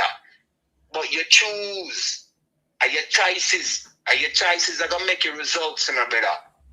Your choices. So if you choose to do the wrong thing, then guess what, brother? You get the wrong result. You can't do that. And if you choose to take shortcut, you might buck up in a brick wall. You see me, I did it because a shortcut you never take before. And you feel like you try to go around PJ, and you try to go around Porsche, you try to go around Bruce. Bruce, the man try to go around, brother. You can't even go around that. Because Bruce don't tell you, you know, it's sensitive, you know. I mean, I talk about the Prime Minister where we put you in power, you know. Andrew, me I talk to you, you know. I mean, I talk serious to you. Because I hope you hear this. Bruce tell you, you know, it's sensitive Allow me to tell Byron. No, man, you're correct, man. You're correct. What you're saying, you're correct. Bruce tell him, you know. Bruce tell him, say, yo, it's sensitive. So what you do? You move with aggression, brother. Now look for you now. You run because this man going to court and him a call you for court and make him be a regular youth.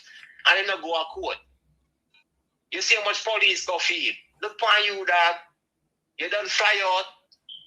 You're in a hotel, you're in a jacuzzi late night with champagne, with Camina. I want to you, brother. You idiot. I want to this man. But this is what I'm telling you. This is what happens when people don't pay attention and the education is very low. The IQ level is very low in Jamaica. It's very low. But me, I talk to my brothers and my sisters because simple programs like you, Mystic, yes, you Lonesome, you Rattigan, you Andrea Stevens, you understand how to water, big up yourself. Just listen to me. Stations like these will bring the people together and make them realize and open up their mind. You understand? Then we open up their mind. Someone just want, just tell us to just continue, brother. All right. And much respect and much love. Blessings. Brother, you see me? Blessings. Yeah, man. Go and blaze the fire, man. Bless up, my day night class. All right, my brother.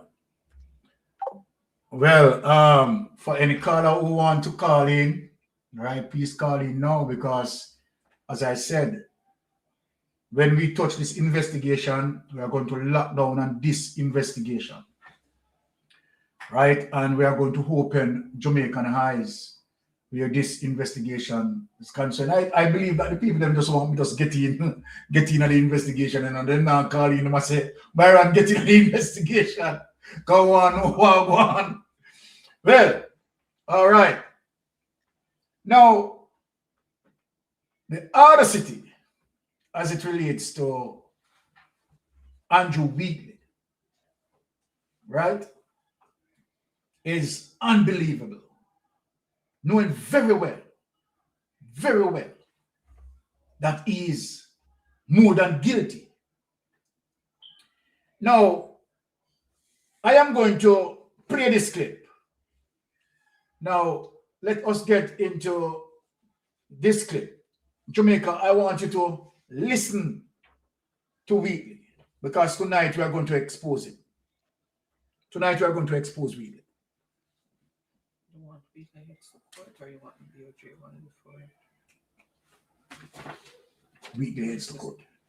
Okay.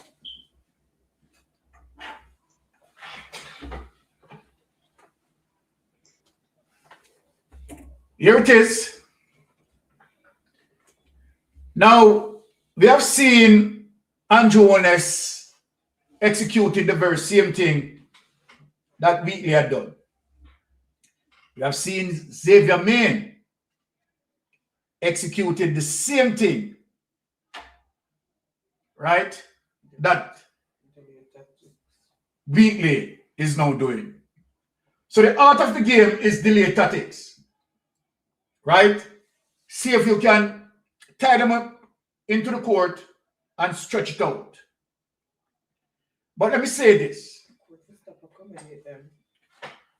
They are going to definitely face justice. People, I want you to be patient with the system. They have their money, and so then they can, of course, exhaust the due process system. That is what I want for people to understand, right? That, okay, yeah, they have a right to seek judicial review. However, right, on what grounds? So let it go through because they are dealing with their delay tactics, right? Now, these are not these are not people who, have any integrity and said, okay, all right, let it go to court. Let us go there and prove it because I am innocent. What they want to be done is the proceedings to be stopped. They don't want to get into the court. Yes, people, they don't want to get into the court because they know that if they go into the court, then it's going to be a problem. But I am very much sorry for Weekly, because Weekly, you are going straight into the court. And this situation is going to pull down the entire Jamaica Labour Party. It is Weekly situation tied so much to Andrew Holness. I mean, not in said, well, all right, you know, similar thing in terms of what Andrew Holness had done. Yes, similar things. But I am talking about participation. Both of them. Both of them. Now, here it is. Lawyers representing cabinet members seeking judicial review of Integrity Commission report injunction to prevent him being charged. You hear that, people? Embattled Government Minister Dr. Andrew Wheatley has gone to the Supreme Court seeking permission to apply for a judicial review of the decision by the Integrity Commission that he be slapped with multiple charges, including illicit enrichment. Wheatley is also seeking a declaration from the court that no charges should be laid against him until a hearing for the judicial review is heard and determination made. Sorry for you. Sorry for you. And tonight, what we are going to expose, we are going to ask Mocha, right, to check this particular individual. Now, he's the second cabinet member to head to the court to challenge a ruling of the IC. Prime Minister Dr. Andrew Holness is now before the court for a judicial review of the IC's report and its statutory declaration. Let us stop it there. Take away that document. Bang around tonight. Many Jamaican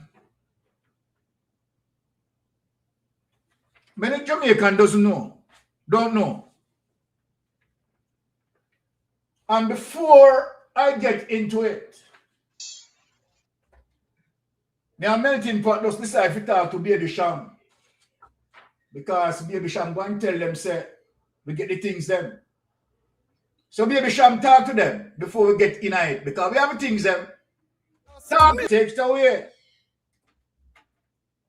Simple means we have the information. And so then we're ready to take you on and take on Andrew Holness and take on the Jamaica Labour Party. And we cannot be disputed. Now let me ask you a question, Wheatley. What many Jamaicans don't know. We have somebody in prison. Jamaica, listen to me. We have a young man in prison spending time for Wheatley's crime. Andrew Wheatley, am I lying?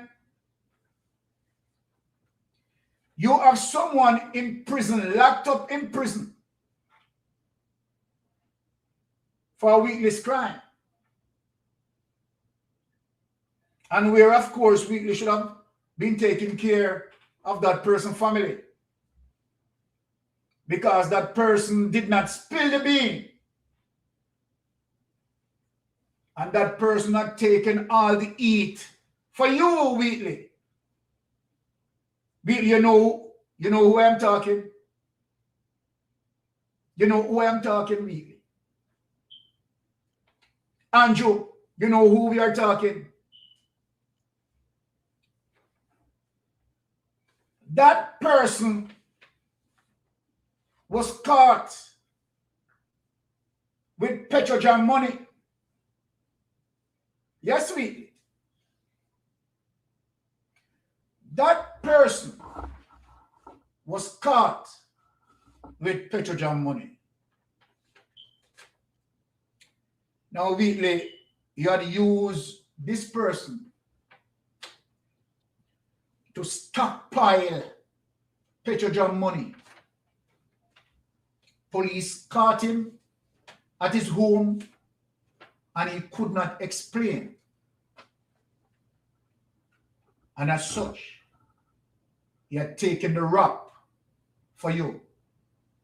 between 2016 to 2018, you were the Minister of Mining and Energy and Information. Is that correct, Wheatley? And you work with this person to funnel over 6,000 barrels of oil from Petrojam. And where you have, of course, converted some to your personal use. But let me show the document to the people, because the people is saying, what a backside this, or Byron will go with this and now. How Byron for say that? Let me show the evidence that this young man was caught. Without any delay, lift up that on him.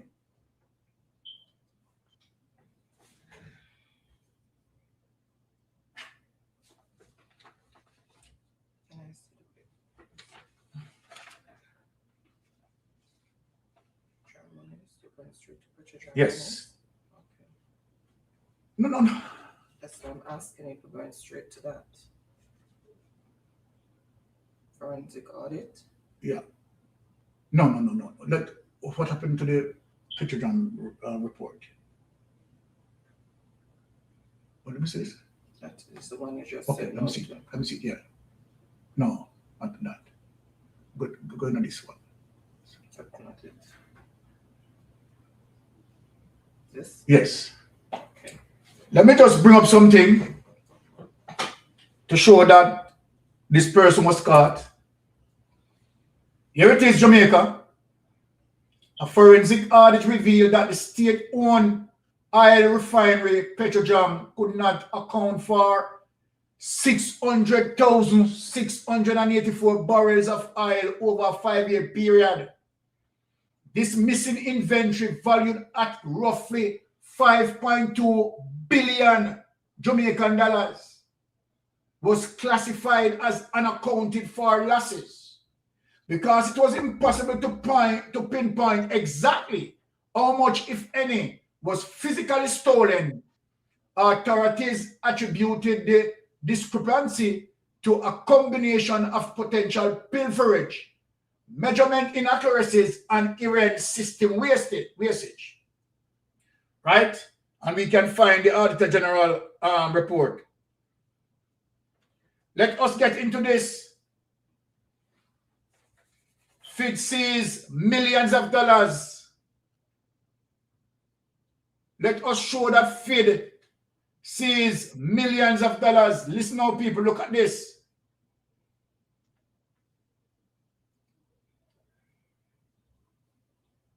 The Supreme Court has given the Financial Investigations Division the green light to forfeit more than $40 million in cash and millions of dollars in assets from former Nestle executive Lawrence Pummels. The decision comes more than a month after. All right. So, Wheatley, you have known Mr. Pummel for years. You and Mr. Pummel are buddy, and we know that Pummel works at Nestle as executive.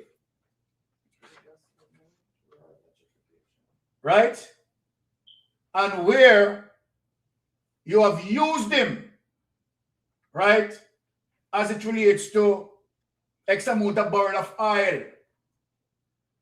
And where now you had funneled the cash through Nestle. Right? So let me just roll it back again and play this.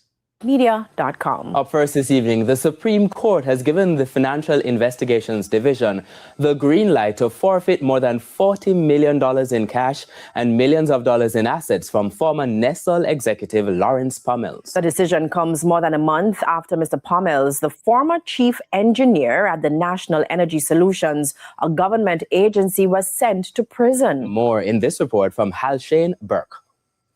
Mr. Pummels was in May sentenced to 9 months imprisonment after he pleaded guilty to 2 counts of corruption and 6 counts of possession of criminal property before the St. Catherine Parish Court. He was charged in 2018 after the cops raided his St. Catherine home and seized more than $40 million in cash as part of a corruption investigation. $20 million was found hidden in a crib. 3 high-end vehicles were also seized in the investigations. Pommells was also charged for bribery after he was recorded attempting to bribe a senior investigator. 2 other men have been charged in the case. Today, the FID announced that it secured a forfeiture order from the Supreme Court. The forfeiture order, obtained under Section 5 of the Proceeds of Crime Act 2007 on June 20, directed the Financial Investigations Division to take the following: cash totaling $36.29 million and $4,800, just over $3 million held in a savings account with a local commercial bank, and just under $1 million held in a local credit union from the sale of a 2014 Mercedes-Benz CLA 250. The High Court also ordered the forfeiture of 3 high-end motor vehicles, a 2009 Honda Accord, a 2014 Audi Q7, and a 2016 BMW X6. Hal Shaneberg, TVJ News. Today is up. Now, say this to Jamaican people. Right? Why Andrew Owners cannot in no way, shape, or form, right, discipline Andrew Wheatley. Now, Andrew Wheatley, right, every Ponzi scheme that Andrew Owners involved in, Andrew Wheatley and Darrell Vars in those Ponzi schemes. Listen to me, Jamaica.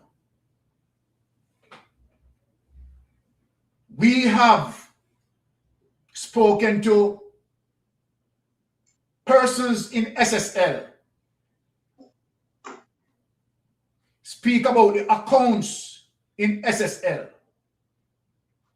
Delano Steve Wright have an account in SSL. Andrew Wheatley had an account in SSL. Andrew Owners has an account in SSL. Darrell Vaz has an account in SSL. Want to show you how the corruption link. I want to show you how the corruption link. We have Sister Daisy. Come on. Right? All right, Sister Daisy, just heel back and let me just take and finish the investigation. One love. All right. Now, my Jamaican people, I am going to show you what the Integrity Commission investigators are investigating. If they don't know, they are investigating the monies that funnel off the barrels of oil. Now, I'm going to show you a documentation as it relates to what the Integrity Commission put out there. In 2013, right? And we have evidence of this. Here it is, Jamaican people. This big enough on it? Okay, 300, big enough.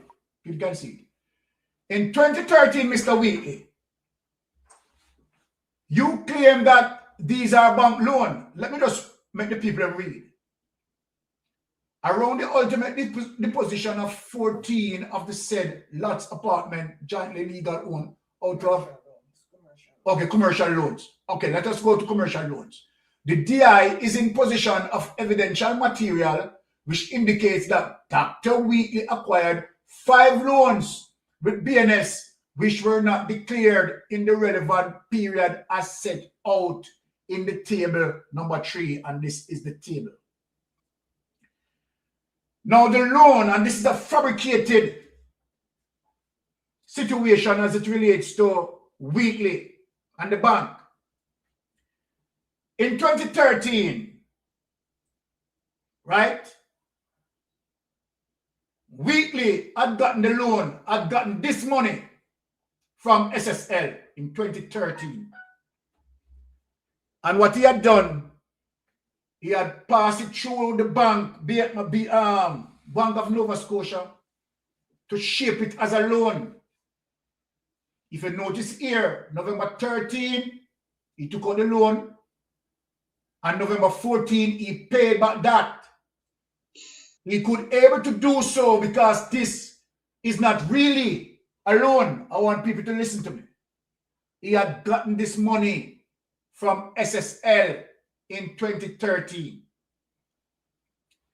In 2014, Andrew Wheatley had drawn down from SSL again and had gotten money from SSL. Here, processed it through the bank as a so-called loan, 13th of March, 2014, and by the 3rd of September, so-called claiming that he paid back the loan. In 2015,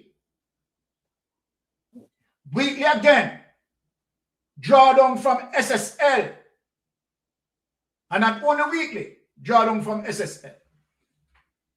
This is how investors' money being wrapped up. Put it through the bank again, hide him saying I'm hiding on him smart. Put it through the bank on 11th of September 2015, and by the 12th of February 2016, pay back. Now, again, in 2014, here it is, another $5 million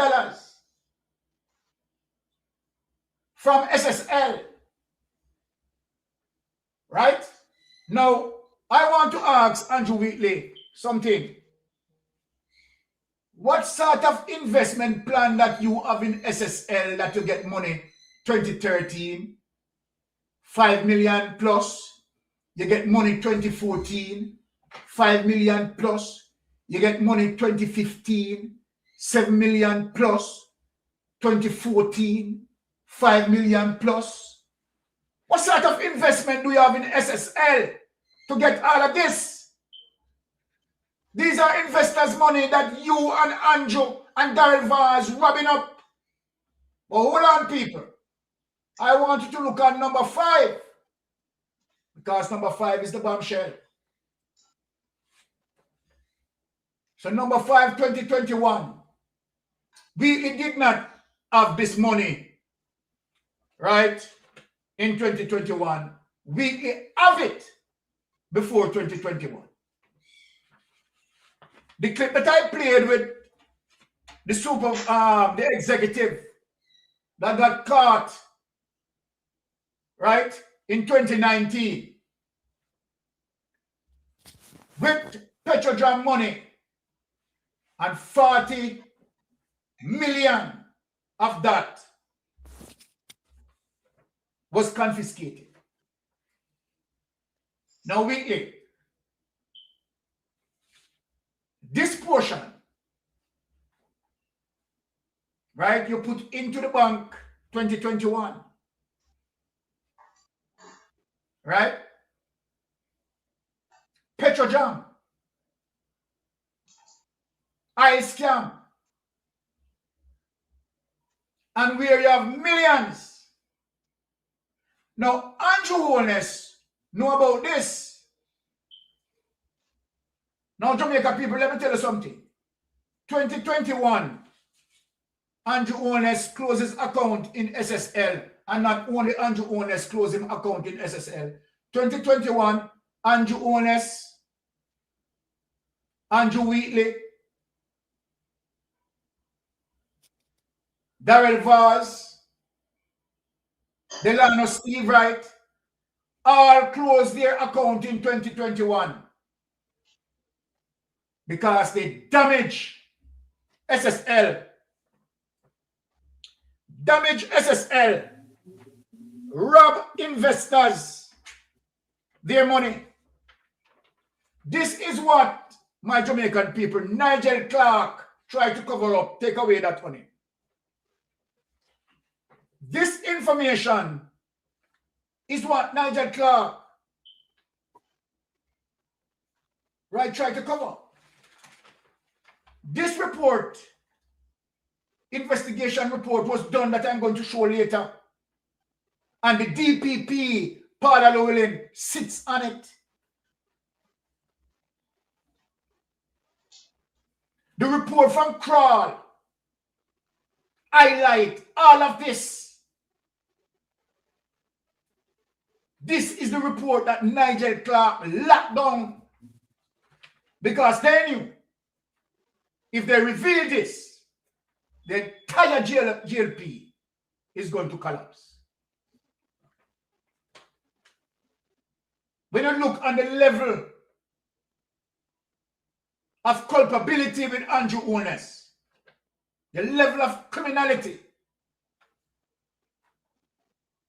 and that is one of the reasons why the Jamaica Labour Party government is doing everything in their power to damage the SSL investigation, damage evidence, stole evidence, because what I just told you about, all of that is on the evidence. But we have persons in the know from SSL that have spoken to us and told us the account holders in SSL. This is the viciousness of Andrew Holness. So when Wheatley speaks, sending signal to them, Wheatley don't want this to go into court. He's trying to do everything to quash it, but it is not going to work. Now, Sister Mara, before I go in any further of the documentation here, because we want to get into that report and how the DPP protected them. The DPP, Paula Llewellyn, literally protected them. Now, let me have your input, Sister Maria. What say you so far? All right. Greetings, Byron and Anne-Marie and Melvin Pot. Greetings. And to everybody in the chat, a blessed Tuesday evening. How are you doing? Yes. You know, rather than like I said, Jamaica is content rich. You know, sometimes you listen to these things and you have to ask yourself the question, one, where do we start?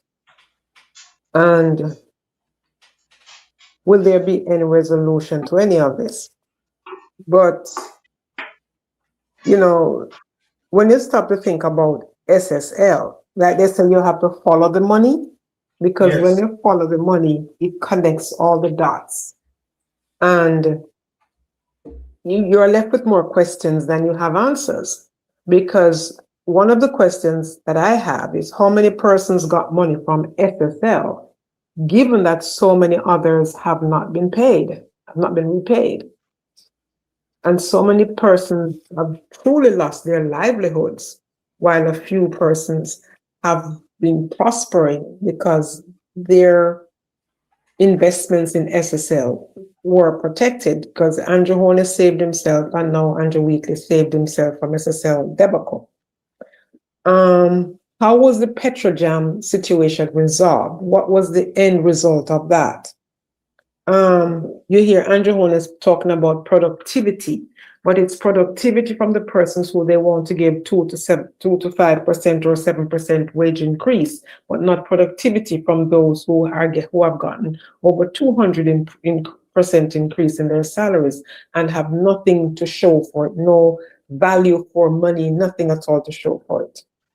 And the reason SSL was allowed to happen again after the financial meltdown of the 1990s, and from that, then Minister of Finance, Dr. Omar Davies, created an agency, FinSAC, to manage all of these banking systems to prevent this from happening again. The reason it happened again is that a license was approved to SSL, after it was denied them by the Portia Simpson-led administration with Peter Phillips as finance minister. So we are back at square one because the same players from the 1990s, the financial meltdown of the 1990s, are the same players under a new name in the financial meltdown of 2021. And if we're not careful, we're going to have another one because it is the same MO. Because, you know, the administration love MO, especially secret MOs. Is the same system at play here. So nobody should be surprised if we have it happening all over again, because there are no systems of checks and balances.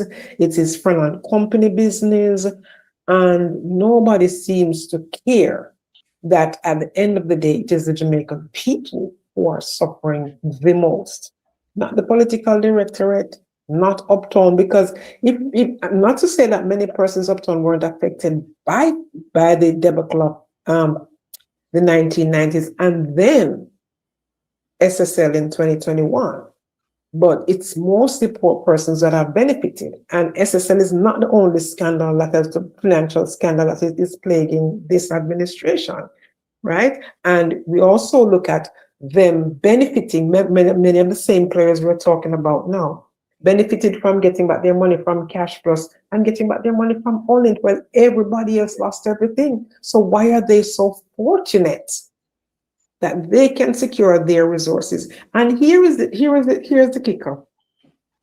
Andrew Holness was able to secure his personal investment in FFL, but the money is put in, and then it was Nigel Clark was Minister of Finance.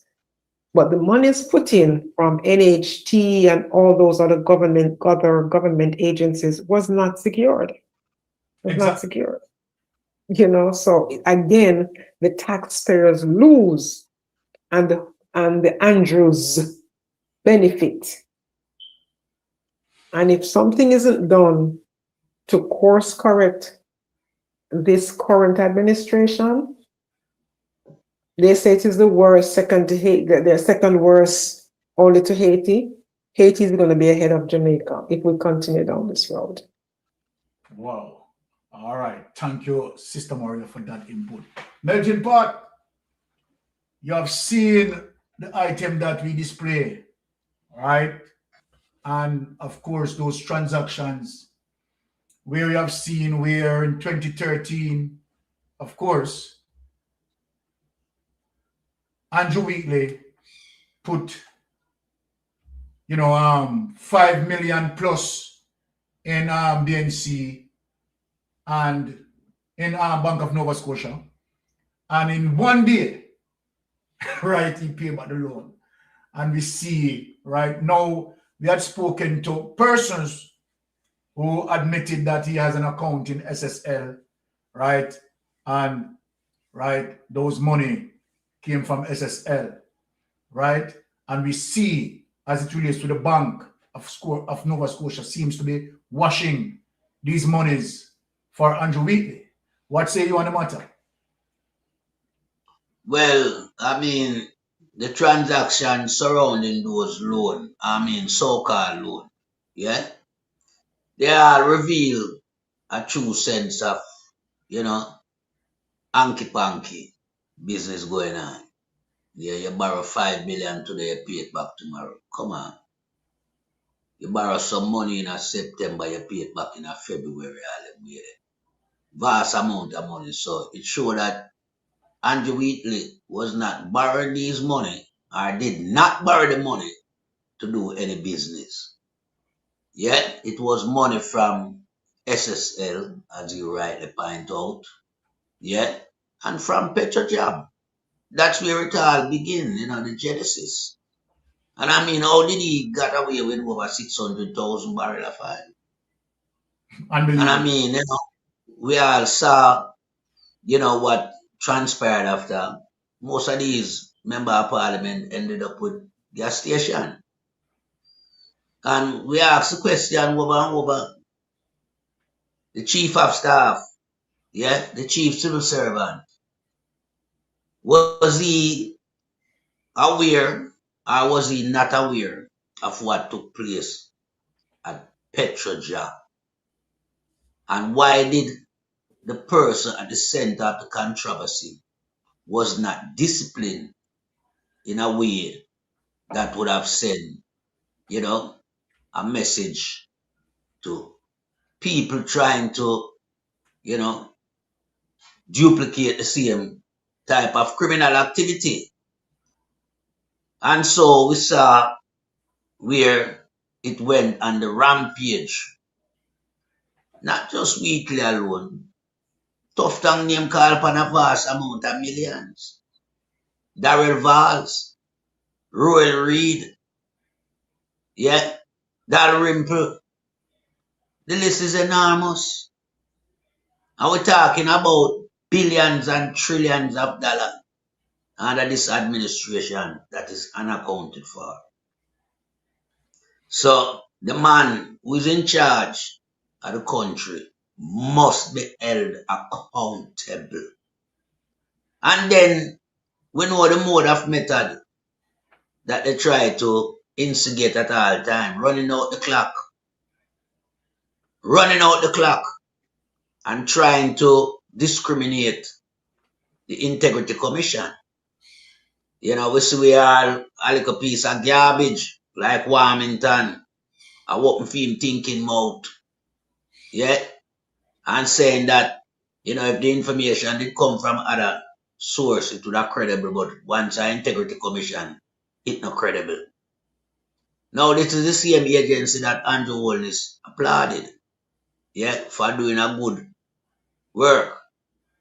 Yeah, that was when he was not exposed for illicit enrichment. The minute he was put in the spotlight in regard to illicit enrichment as it relates to his statutory declaration cannot be certified, there goes the problem.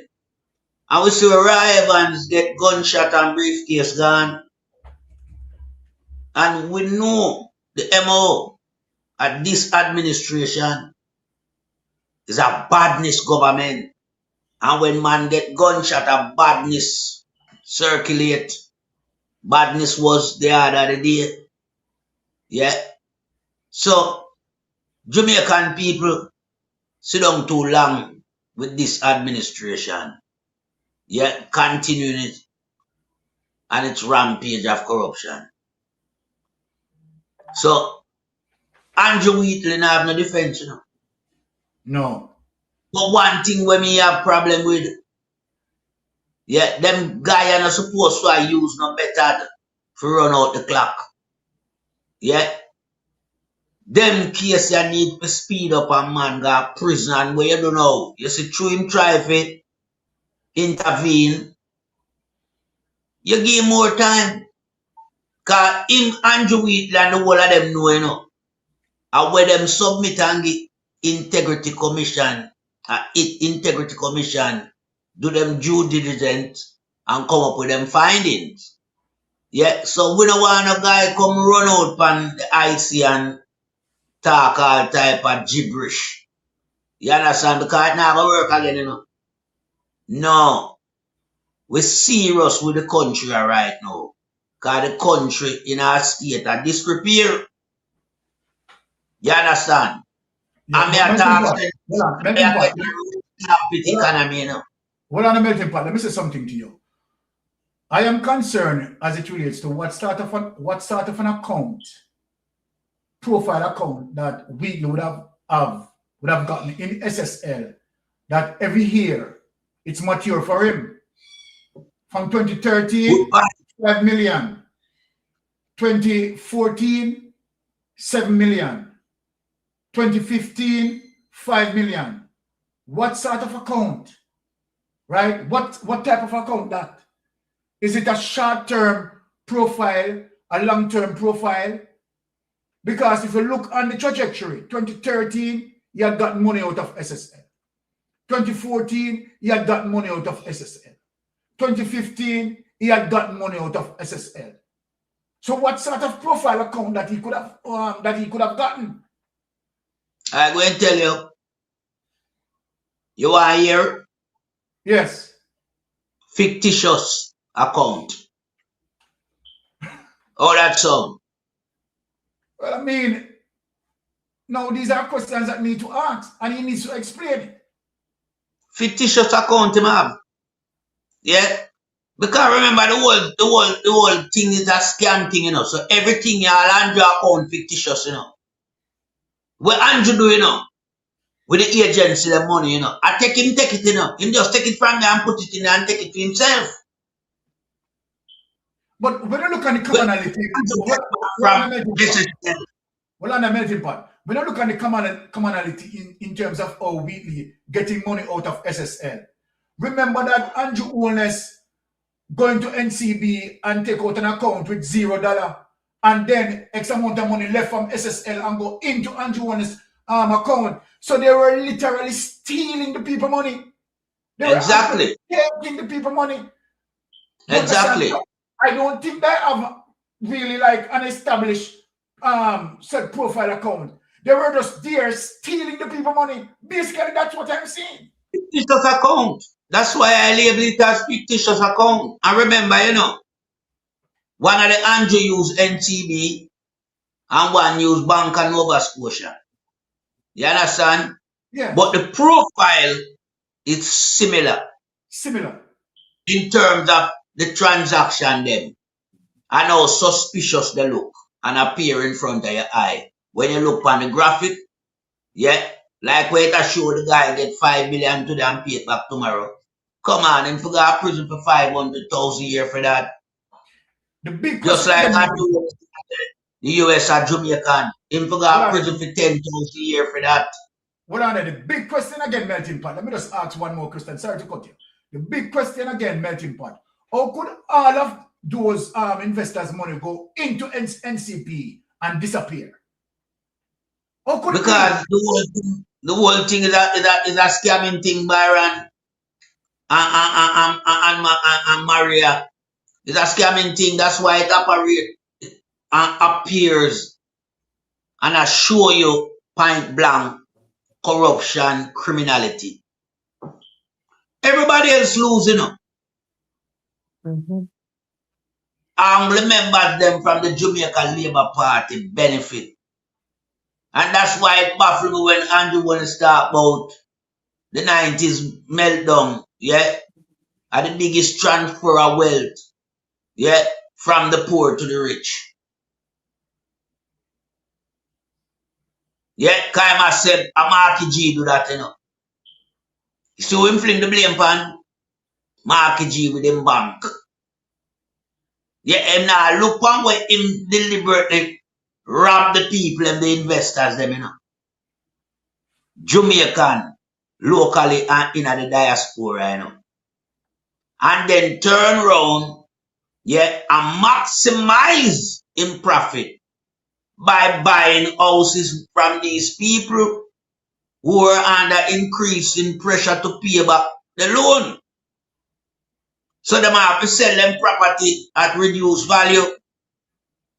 So he maximizing benefit him and pumbas, and we know that. Yeah, we know. And as Maria rightly pointed out earlier, you know, the whole timeline of event and how Dr. Omar Davis, you know, tried to put something in place to protect investors. Yeah. But the guy them come back and breach that again after SSL was denied a license to operate under Portia Simpson Miller administration. Yeah. You know, see as them going, them switch it around and give them license. And that's why a guy like Keith Duncan must be held accountable and charged. You understand? Biles must be charged as well. Because they are involved in two critical areas of the financial sector. Bank of Jamaica and the stock exchange. Keith Duncan in charge of the stock exchange, you know. I remember them say them have SSL at trade, but it's not a license. How that slip through film, visual, and eyesight. And how did SSL get onto the stock exchange without having a license? That me I talk about. Serious questions. That me I talk about, you know. So you know, all of them are players. All of them are players. Keep vulture, you know. Yeah. So if me have anything to do with the justice system, me know who me I look for already, you know. Yeah, man. Me know all the players there. And you bring them to the fore. I remember me I see them asset. You see a little lady there, 60-year-old woman who put her 60 million where she get to pay her inheritance. Me I take 240 million, you know. And give her from out her Andrew money. Because that money must turn interest by now. And that me I do them. Me I send a message to these criminals. Yeah? You see, if you don't want to come and throw a spanner in the work of the economy and rob the investors, them, the hard working people we have built the country, me I deal with them in accordance. Me not ramp with them. Yeah? Jamaica people, Andrew Wallace a shit house. Him a criminal. No two ways about it. And that's why you see so much thieves there behind him. That's why you see Andrew Wheatley, Roy Reid, and the whole of them are run out the clock. You understand? But me I said to the people in Jamaica, we are dealing with these criminals. Stop, make them use that MO. You must make that MO becomes unavailable to them. Don't make them slow up the justice system. You understand? Because the whole of them are use the same tactics, you know. And Andrew I show them, you know. Yeah? And him I show them the way. I remember Jamaica people, none of them boy are where you see. Yeah? Them can't do what them do. Unless Andrew approve it. Andrew have to approve it and sign it. True. Rubber stamp it. Them Andrew couldn't take them 600,000 barrel of oil from Petrojam, you know. No. Andrew know about that. Well said, yeah. You're right. Him have to know about it. People, just look how one barrel of oil big and heavy. And the man moved over 600,684 barrel of oil. 5.2. Can't do that without Andrew. Murray. Andrew have to know that. Remember, Andrew a chief criminal in our country, you know. Andrew a prime minister, you know. Chief criminal. Never was and will never be a prime minister. He's a crime minister who orchestrates and mastermind the highest profile of criminality in a Jamaica history. Never in any administration you hear $3 trillion accountable and accounted for. And so much million in the ministry them. And at the top boy them ministry. Yeah? And you never have no form of, you know, work where I want we can't trace. Yeah? As it relates to the permanent secretary them and the procurement guidelines for 11 years. No work no the rest but people that collect salary. This is a masterminded criminality by white collar people in Jamaica. Government. And Jamaica people have to get serious with them shit house here. You understand? So me like the initiative where we see with the people them out there voice them opinion. And I call for the removal of Andrew Wheatley. Yeah? And all this have to do the honorable thing, whether I like it or not. Him have to move Andrew Wheatley. And then now, society can ask for film removal too. And him have to do it.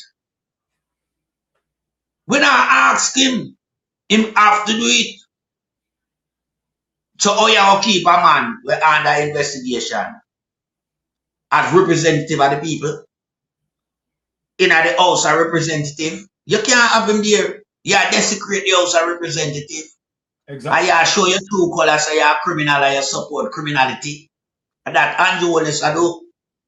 So Andrew, come up with another chess move now. Yeah? Come up with that chess move. Because I don't want to you, you know. I want you move. I want you show Jamaica people. Yeah? Your capability and your capacity to act in accordance, yeah, with good governance. So make a move now. Yeah, because for too long you stall pan these garbage round you. Where you ask them from the party, but you keep them because them have secret for you and you have secret for them. Yeah? And you're afraid a man go expose the true essence of where I want as it relates to you giving the orders for them rob and share the loot. And I yield back the floor to you, Sir Lord Byron. Well said. That's why Wheatley is telling them that this thing carry ripple effect. And Wheatley is right. The indication that he had given in Parliament, right? You want the investigation to be stopped. You want everything to be stopped. Because if this pursue, people are going to be called out. People are going to be affected. The entire Jamaica Labour Party, you understand, is decaying. It is crazy. Now, let me show something. But Byron, before you move on, Byron, when Wheatley says it will have a ripple effect, he is implying that the opposition will be affected too. So he's trying to rope them in a sense, to get them on his side. That is just my interpretation. Yes. To get them on his side, to come out and maybe say something that will be favorable in his defense. Mm-hmm. But my question is this: how does 600,000 barrels of oil go missing? And the person who was the head of that institution, which was Wheatley, Andrew Wheatley, has not been held accountable. That may I say. And the oil, right, and the oil is yet to be found, and there's no monies for it.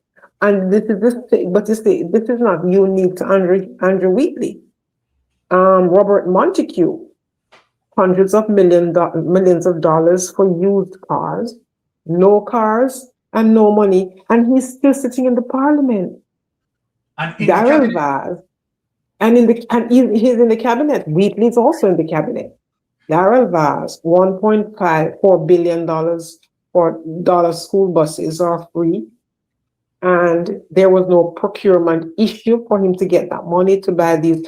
We're not hearing any more conversations about these old school buses, you know. That has died a natural death. No, but and he got the money.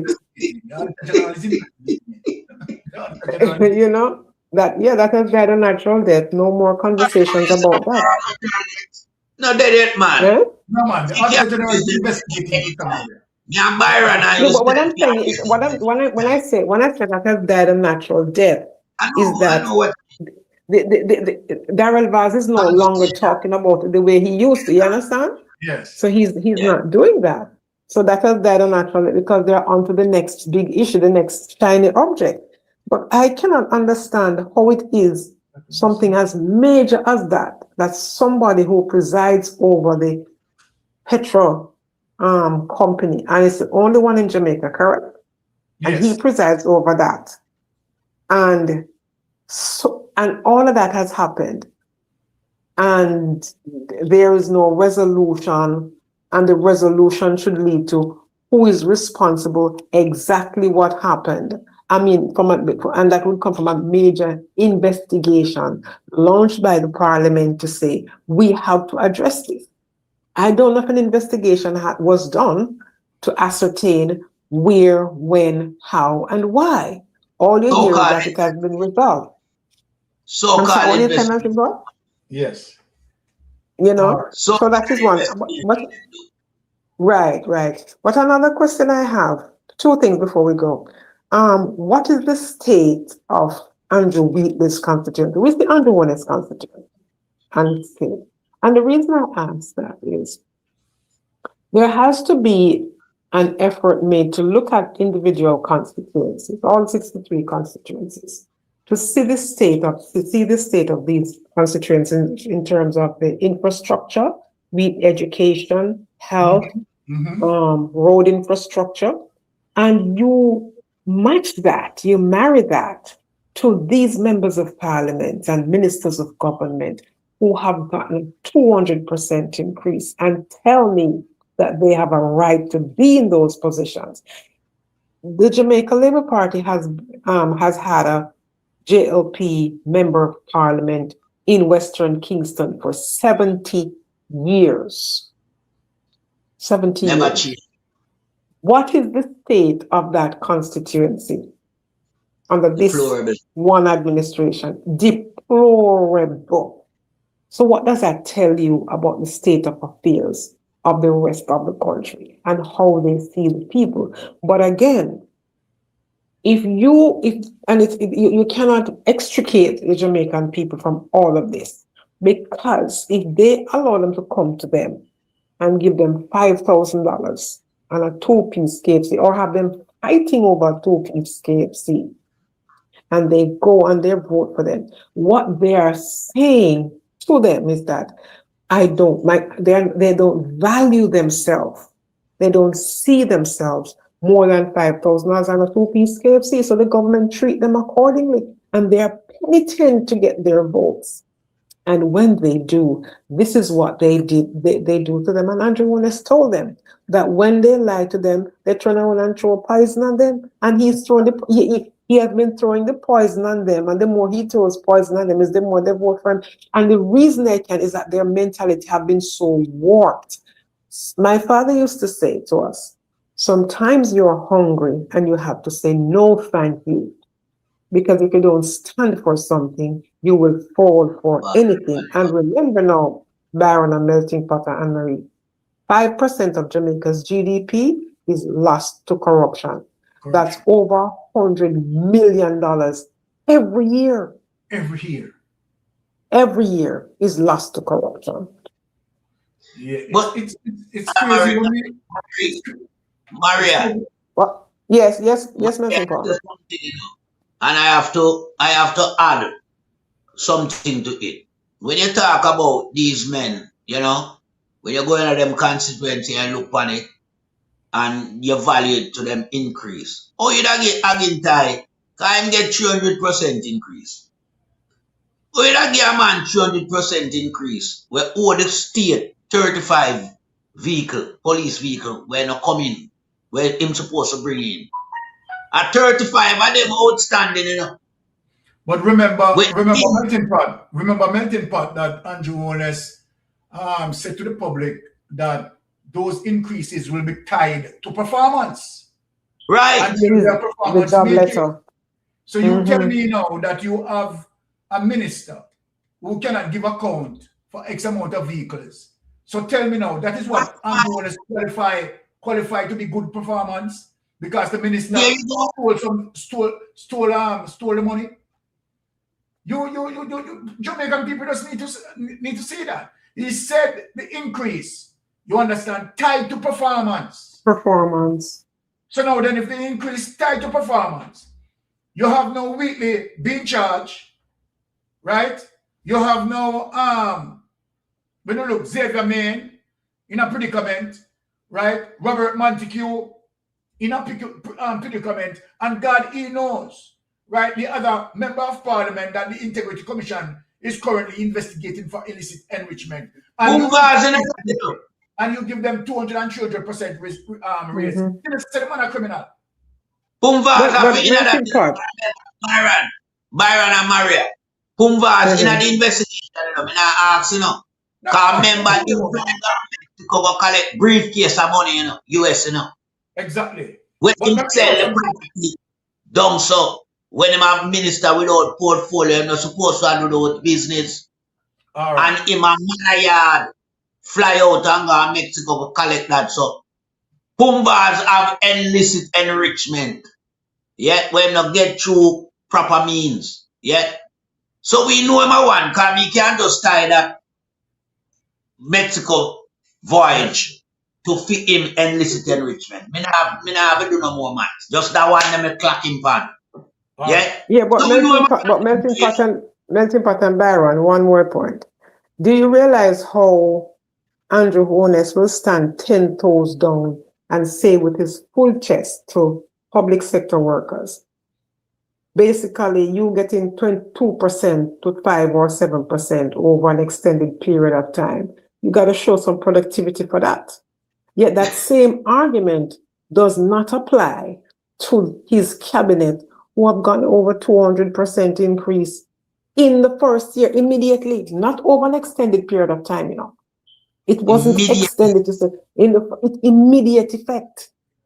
All right. And you're talking about public sector workers who he has taken away their ability to apply for NHD house through NHD, where the interest rate was lower. Right. And then you're talking to these people who inflation has eaten out every dollar that they have gotten. And he's saying your ability for an increase is tied to productivity. You talk about increase, but you want productivity. I mean, I wonder if he listens to himself when he speaks. Exactly. Because talk about cognitive dissonance, he's the personification of that.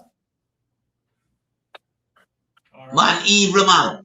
The man evil, you know. Let us move on because we have some clips to cover right now.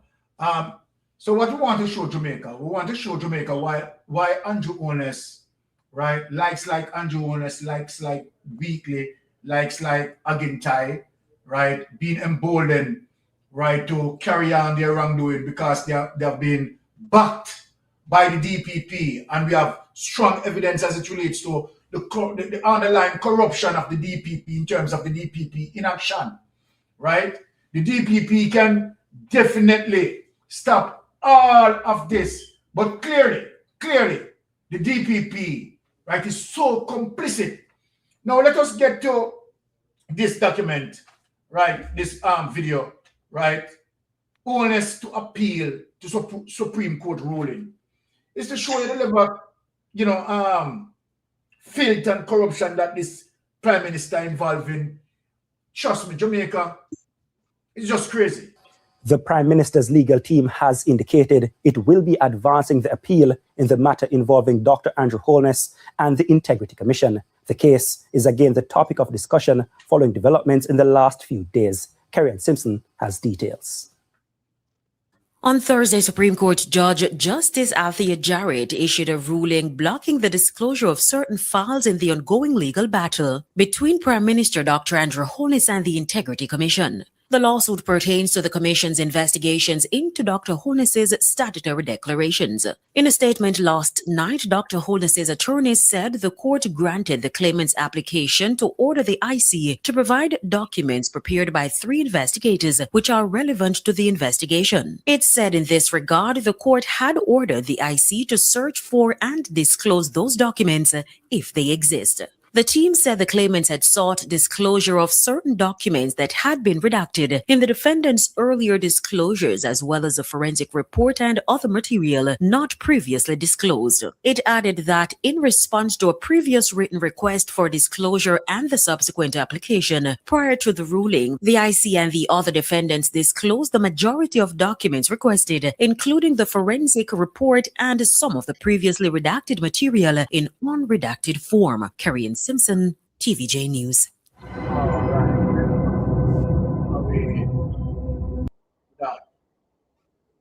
All right. Now, Jamaica. Now, let us show you what the People's National Party has to say as it relates to this DPP. Right? Let us, you know, I mean, you have a lot of persons, right? Politicians, persons in civil society, right? Is pointing out the weakness with the DPP. To rescind the appointment of Dennis Strong as Chief Technical Director of the Financial Investigation.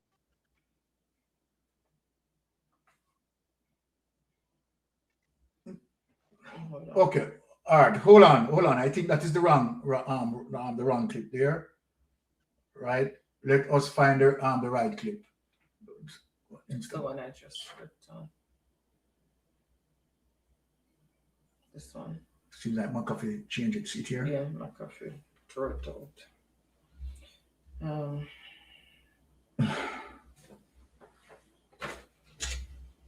All right, hold on. Let us reload it because we are getting some glitches here. Let us just go back for that. This one. Yeah. Yeah. It's not the same one.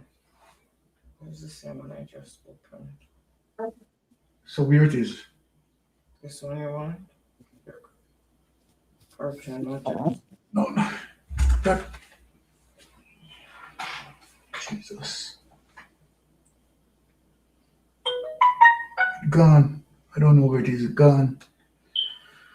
I feel just go to our next document. Okay. A little disruption there, right? Obviously, we don't have that, but I want to show something between the corruption prosecutor, right, and Greg Christie. Let us open that document, right? Sir, my folks, right? Things happen. That's just get. That file just get crushed.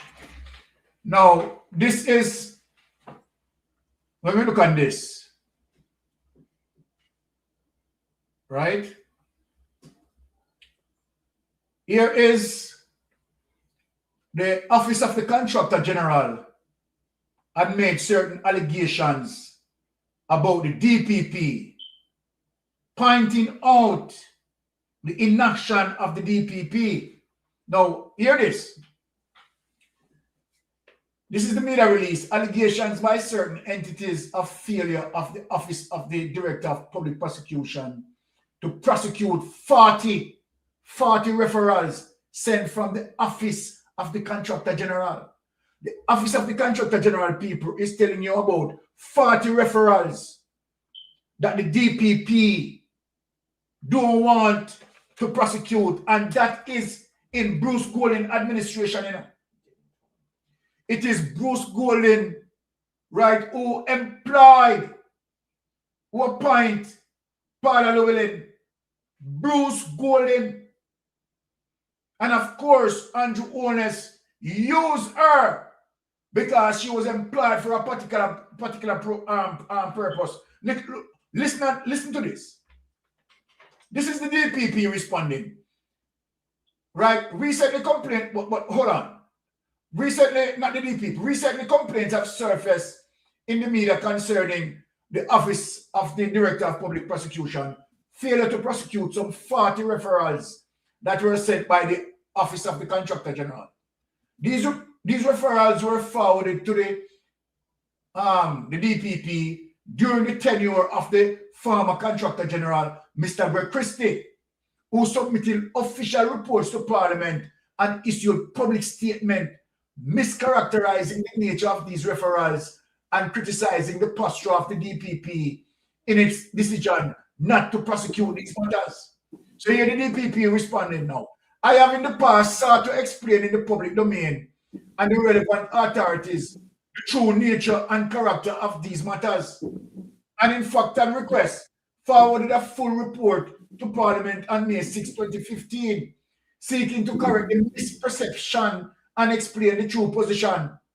It is indeed unfortunate that this allegation has resurfaced in some section of the media, reflecting utterances from Professor Monroe of National Integrity Action and Miss Phillips of Cooperative Research think tank, headed by Dr.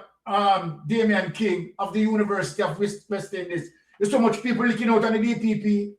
Going forward, as often as these mischaracterizations appear in the media, I consider it my duty as DPP to seek to disabuse the public of this unfortunate perception which seems to insinuate that the DPP and its officers have some sort of entrenched in inertia in the prosecution of corruption cases.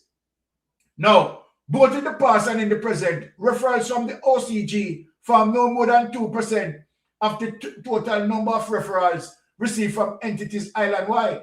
This is a separate and apart from the hundreds of cases that we deal with from the circuit courts, gun court, right, court of appeal, extradition, and mutual assistance. Of the 2% of referrals received from the OCG, the 40 odd matters mentioned in the public domain from about 0.1%. These 40 odd matters are not corruption cases. You hear what she says, sir? These 41 odd matters are not corruption cases, contrary to the mischaracterization previously described, right? They are quarterly contract report, nothing like that. You know what Greg Christie has said now? Take that away on here, because we're going to Greg Christie. To show you how that this DPP, right, is lying. Here Greg Christie now, people. Listen to what Greg Christie is saying now, people. I am showing you the corruption that deep, and you know the reason why I'm doing this? Because Claudia Thompson is Paula Llewellyn protege, and we have Andrew Wheatley sending the DPP a signal to close down the case. So it is important for us to pull out the track history of the DPP, right? Which is who have Claudia Thompson and our wing. Now, here is Greg Christie now, the answer back in the people. This is it. Editorial justice delayed. There is one more reason why confidence, this is Greg Christie now, people. There is one more reason why confidence in the administration of justice in Jamaica is being steadily eroded. It has to do with the tardiness of judges in handing down their judgment after a case has been concluded. People who feel they have been wrong looked to the courts to correct those wrongs and to punish the guilty parties. If a citizen has to wait 6 years for a matter to be decided, going to court in search of a speedy resolution becomes a useless and costly exercise. When a citizen feels he or she cannot depend on the courts to provide relief in an efficient and timely manner, it is at this point, right, the thought of personally dealing with such matters begin to formulate. These decisions usually have disastrous outcomes for all involved. The Judicial Services Commission, which has the responsibility of appointing judges, should be seeking to identify persons having good character, probity, and integrity. But the prospective appointee to the bench should have previously demonstrated an ability to efficiently deliver sound judgment and display an appetite for demanding court work. In other words, a candidate work ethic should score high in the decision to make an applicant a judge. During this time, as president of the Court of Appeal, Seymour Panton set up a time frame of 3 months for judges to dispose of sample matters and 6 months for the more complex appeals. At last, a shortage of personnel meant the court was never able to meet the schedule. Since then, some of the new judges have been appointed by Mr. Panton, also appointed to the caseload being carried by each judge, finding more efficient methods of carrying out court's business. Apparently, this document, right, that I'm reading, right, is an outcome, not something their response. Let me go back to Greg Christie response. That sorry again. Oh jeez. What is the title on here? Greg Christie hits back at DPP.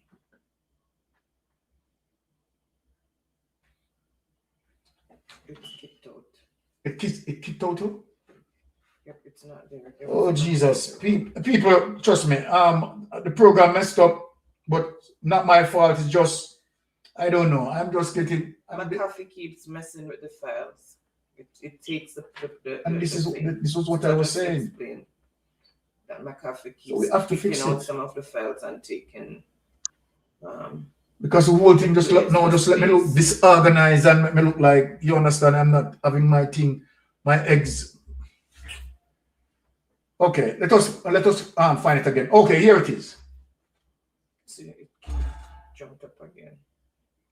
We have to fix this. Obviously, this is not McAfee because McAfee doesn't work this way. But it's not allowing me to close it. Just close it out and then reload it again. Sorry, people. You understand? You know, say this is not me, right? But I'm just having some problem, right? And we are trying to find the document again, right? Okay. Let us quickly share that so that people can see, because I'm ending up reading the wrong document. Okay, so here it is.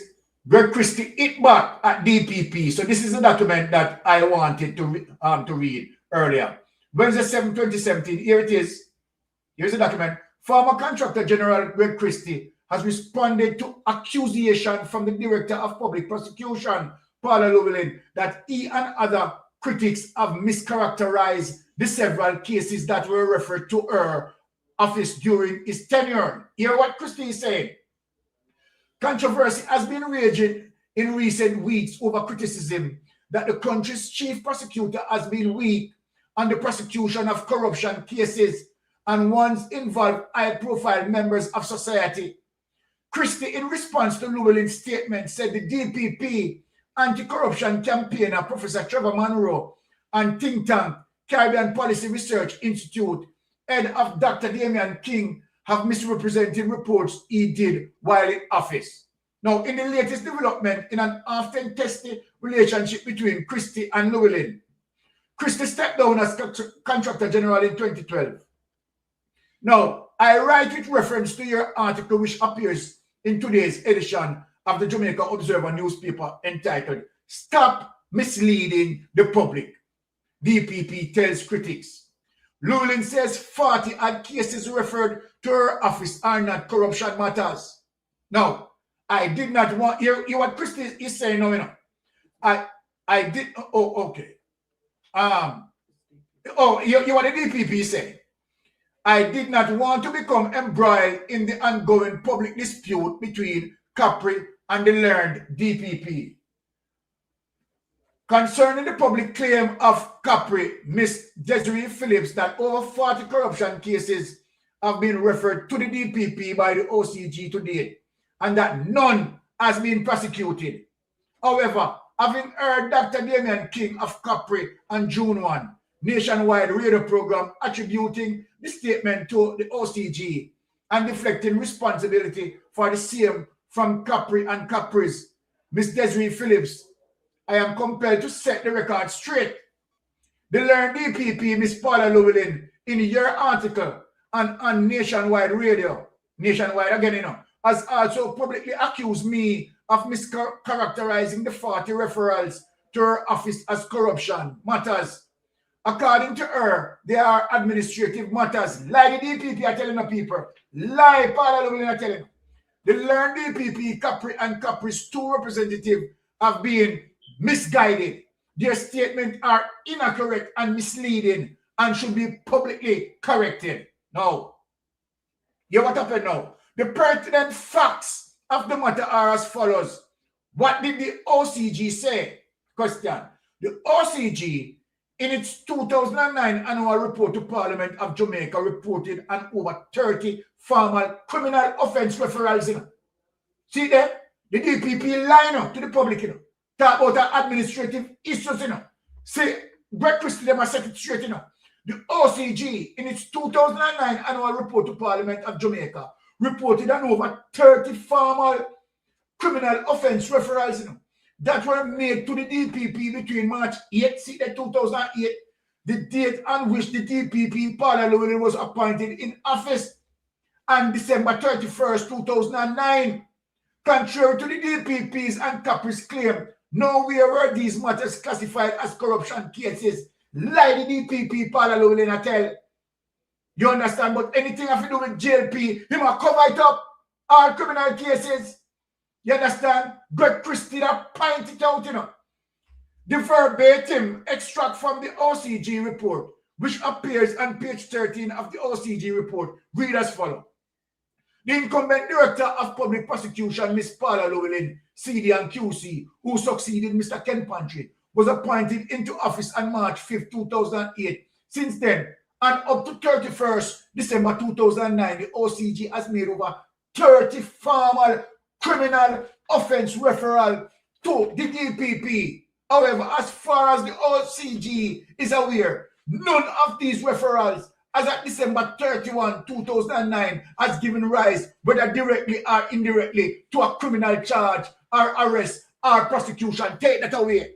Me they show you say, Paula Llewellyn, you understand a corruption long time and I know. And Greg Christie know.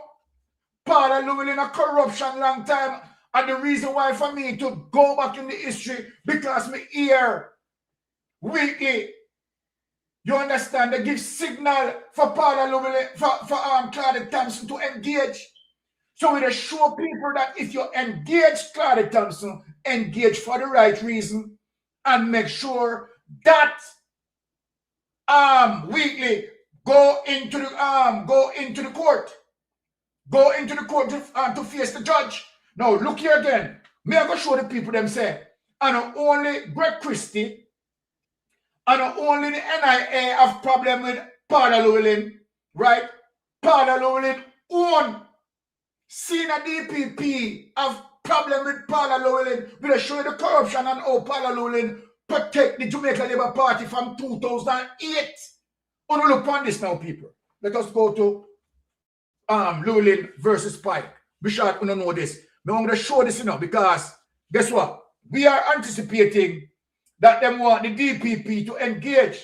A battle is brewing between the director of... We are anticipating that they want the DPP to engage. Yes, the DPP has the power to engage. But if the DPP is going to engage on the basis of merit.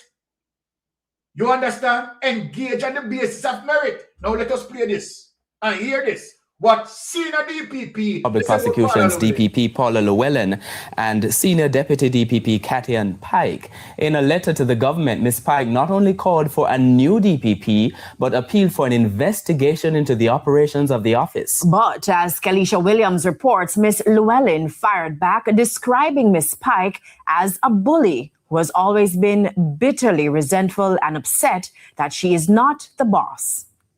It's a clash between prosecutors. First, Senior DPP Cathian Pike sent a letter to the Prime Minister and the Justice Minister not to extend the tenure of DPP Paula Llewellyn and select a new DPP. She stressed that there is a plethora of problems plaguing her office which should be investigated. One, Ms. Pike said she and other prosecutors have concerns about the growth and validity of the office under Llewellyn's leadership. In fact, she said some prosecutors have expressed a lack of confidence in her leadership. All right, so you understand that the senior DPP have a lack of confidence in Paula Llewellyn, and not only that now. We are going to show now the solid evidence now of Paula Llewellyn physically corrupting the system. You understand? In terms of where people are guilty of corruption and Paula Llewellyn let them off.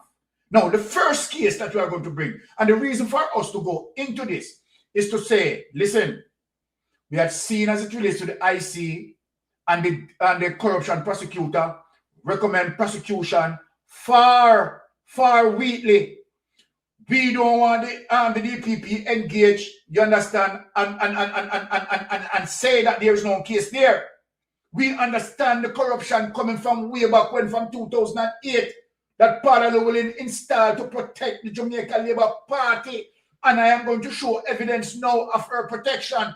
Let us go to the first evidence of her protection. Let us lift up this money. Let us go to the first evidence of her protection. We are showing people, we are showing up in a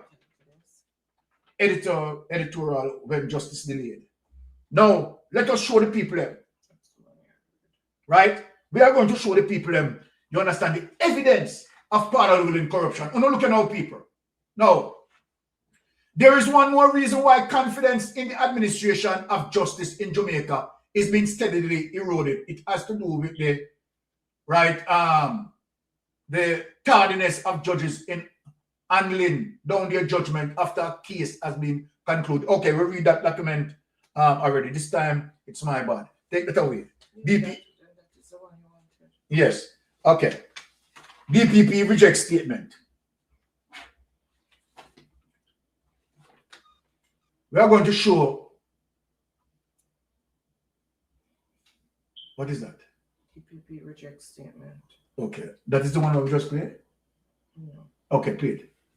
I don't think so. Follow-up. The Director of Public Prosecutions has dismissed comments made by the opposition leader Mark Golding that the agency has been dragging its feet with the multi-million-dollar stocks and securities fraud case. DPP Paula Llewellyn said the ruling cannot be completed and neither can additional charges be laid because there are still outstanding documents from the Financial Investigations Division. The comments made by opposition leader Mark Golding as he finished his budget presentation outside Gordon House on Tuesday. Jamaica's iconic global track superstar, the Honorable Usain Bolt, and many other innocent investors were carried down in the scandalous SSL fiasco. And we can't hear anything about charges being brought against the culprits. I have been told that the DPP's office is dragging their feet when there are a number of people that the Financial Investigations Division are seeking to bring charges against. In a statement Friday afternoon, the office of the DPP rejected that statement. DPP Paula Llewellyn indicated that her office started receiving documents from the FID in November 2023. However, there are several outstanding documents that are critical to the investigation. The DPP outlined that in order to reach a good judgment, which would lead to additional charges, the prosecution would need at least 85 to 95% of the material placed on file. Of note, Ms. Llewellyn said... Stop this liar. Jamaica, what I'm going to show you, I am going to show you the consolidated report that was done by Kral. And Kral make recommendation for persons to be charged and Paula Llewellyn sit on it. Jamaica, it's not funny. Now, I am going to show you how Nigel Clark lie about SSL, that SSL people get back their money. You know what? Nothing wicked on this government here. Right? Now, when you look here now, people, I am showing you all of the lie. Right? What being told. Let us look on 2.2 transfer of local securities. All of this a lie. All of this a lie that Nigel Clark concocted. You know. How people get back their money and all that. May I show you the wickedness? The wickedness. You understand? Weekly, right? Benefit, take with the investors their money. Andrew Wallace take with the investors' money. Daryl Vazem take with the investors' money. Right? Delano Steve Wright.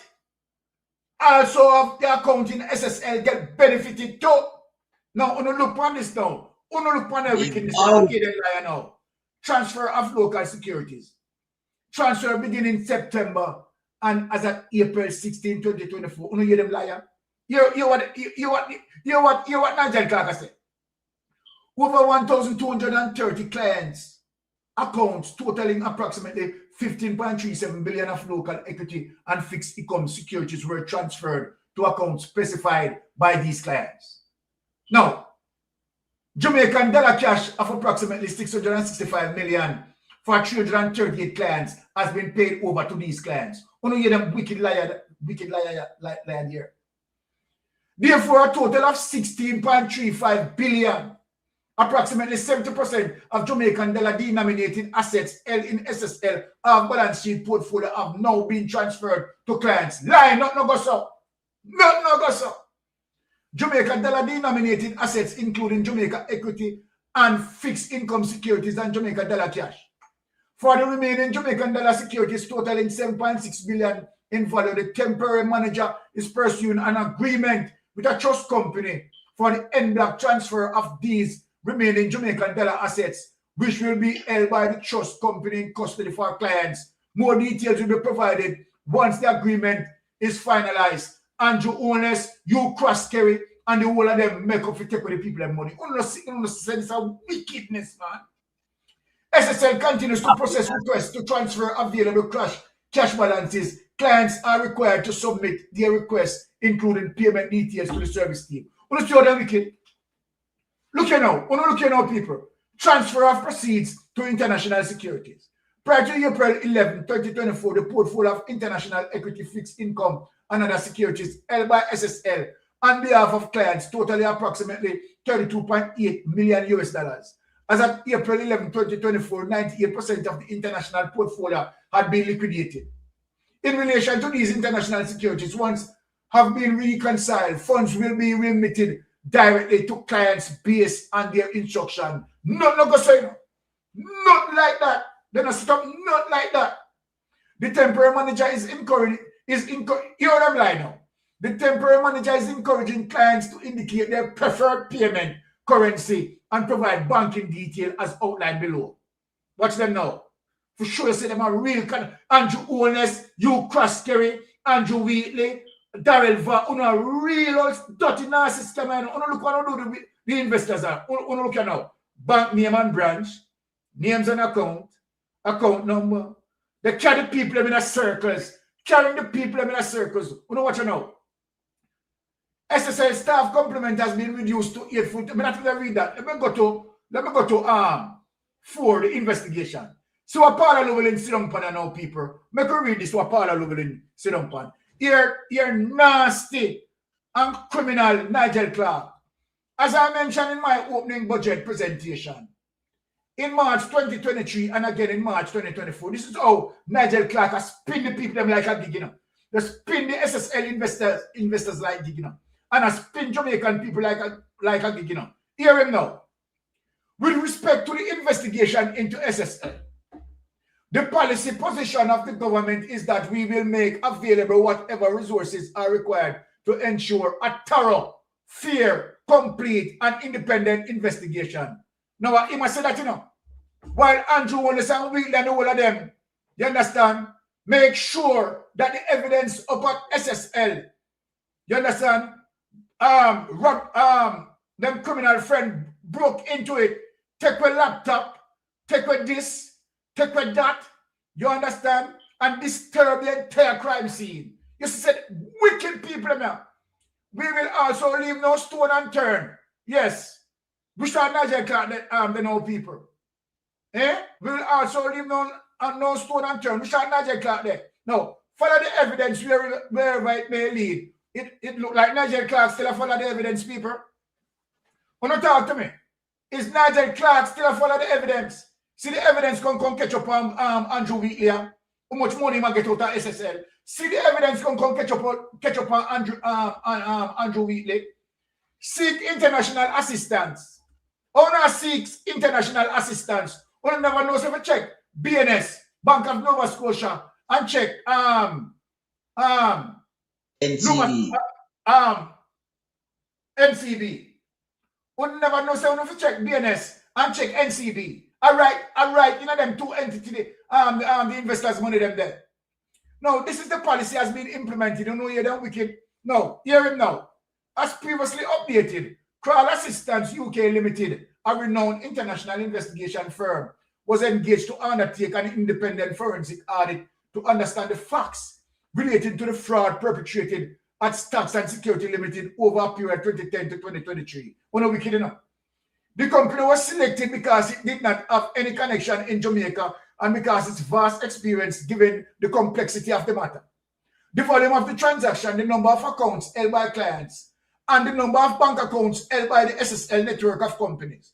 Now, here what now? The CRY team working with the support of the government agencies, including FID. So FID, all of the investigation, all of the investigation, and FSC utilized technology, data analytics, and forensic expert to produce a comprehensive and independent report of its findings in November 2023. I want to ask a question.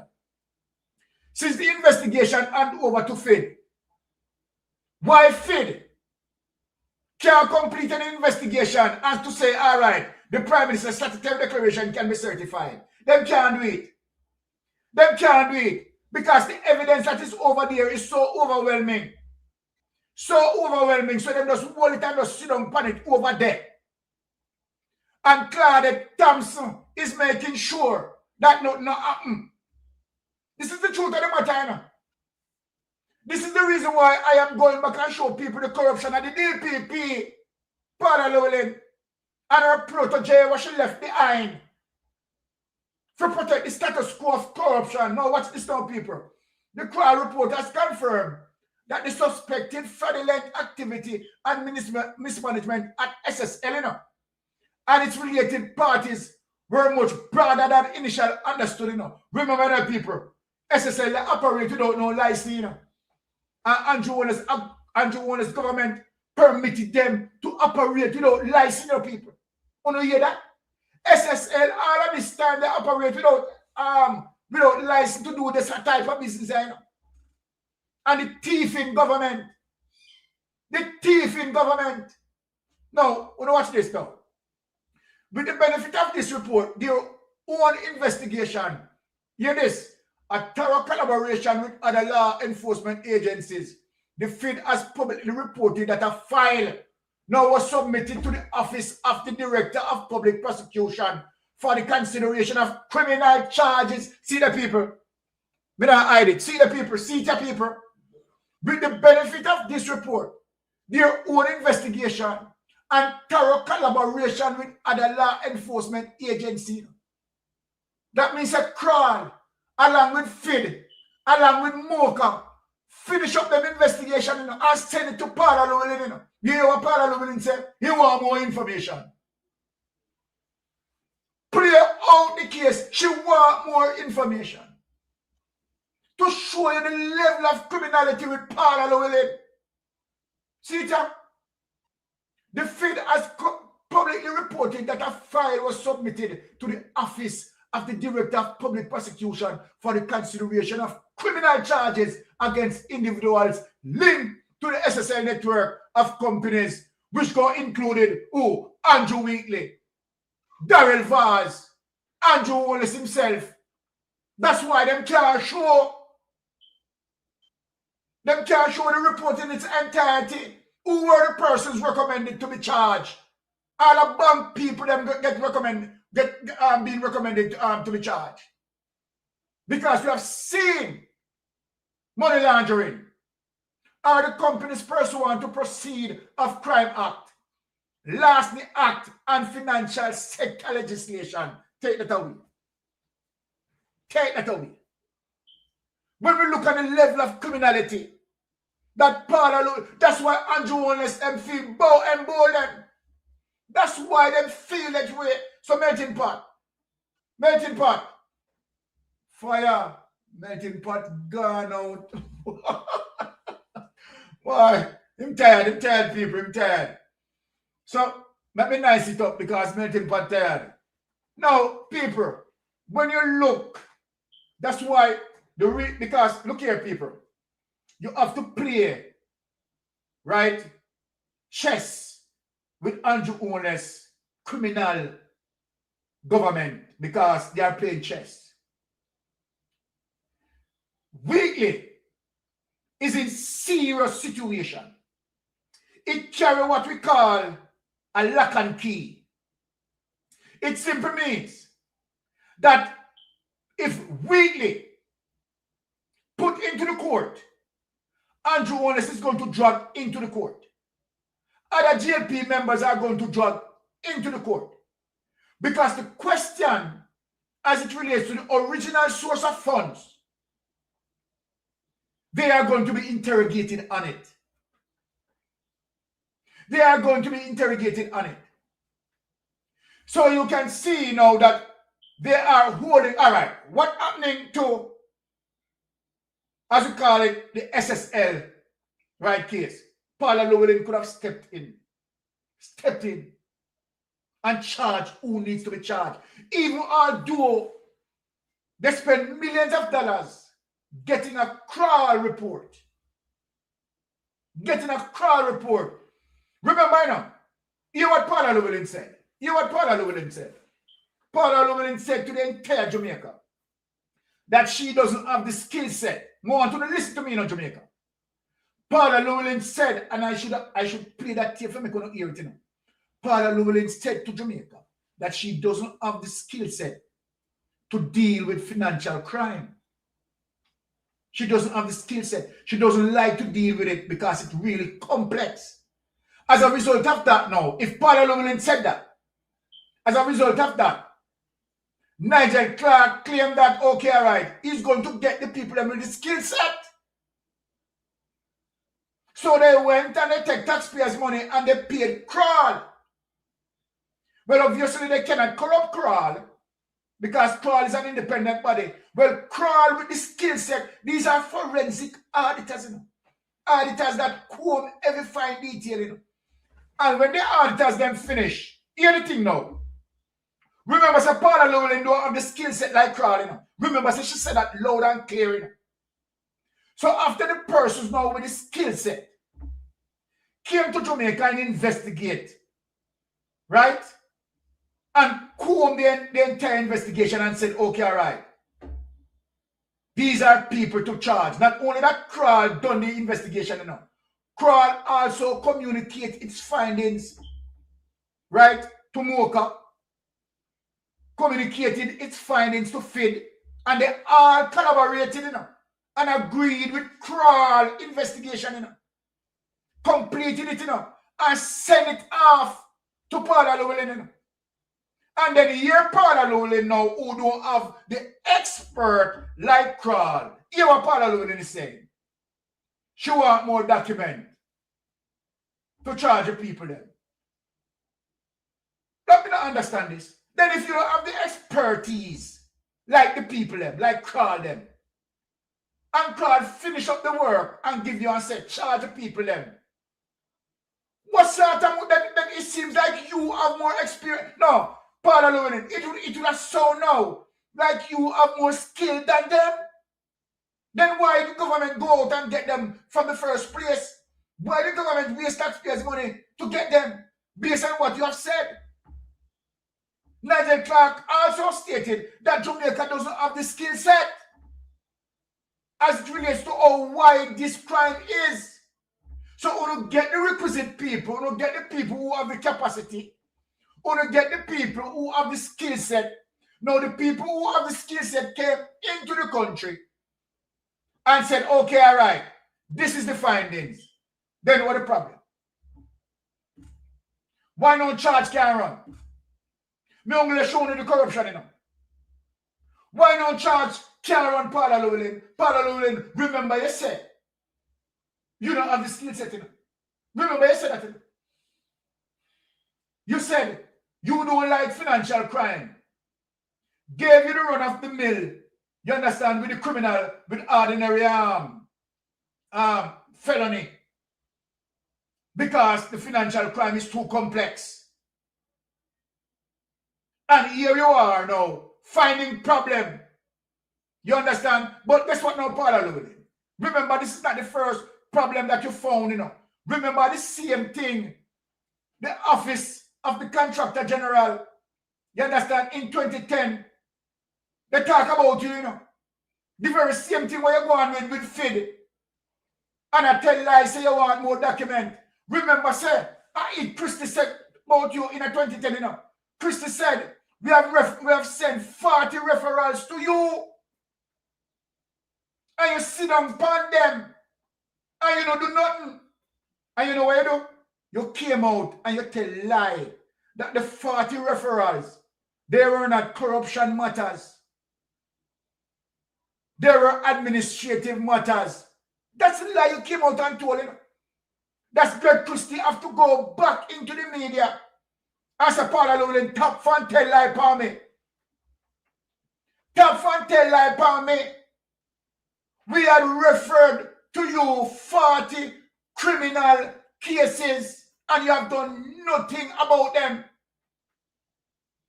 Paula Llewellyn, remember saying that alone, you know, I'm going to give you a next instance too, you know. Remember say, you and Les Green have the same problem, you know. When Les Green done his investigation and Les Green came to you for you to help Les Green to charge James Robertson. To charge James Robertson. What you say? You turn your head from the case.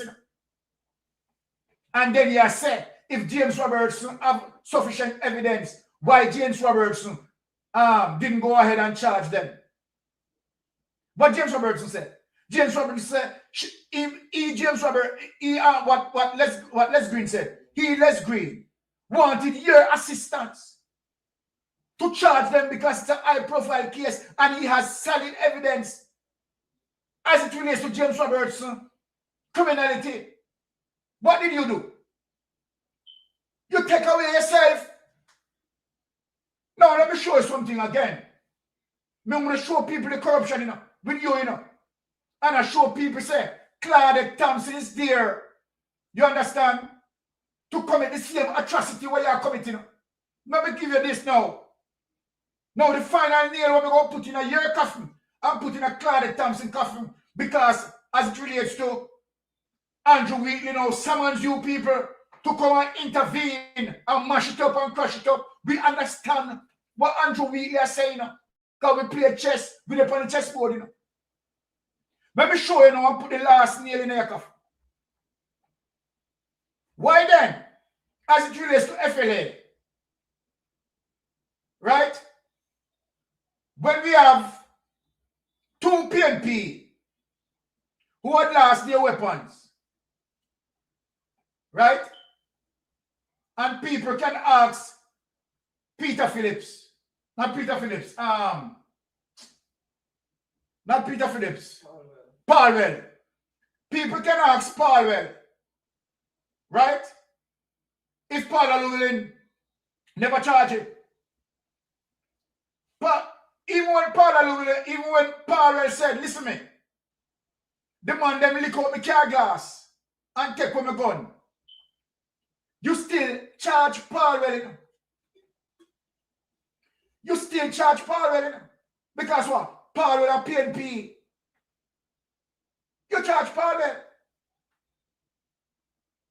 Patrick Roberts. Right? The same thing.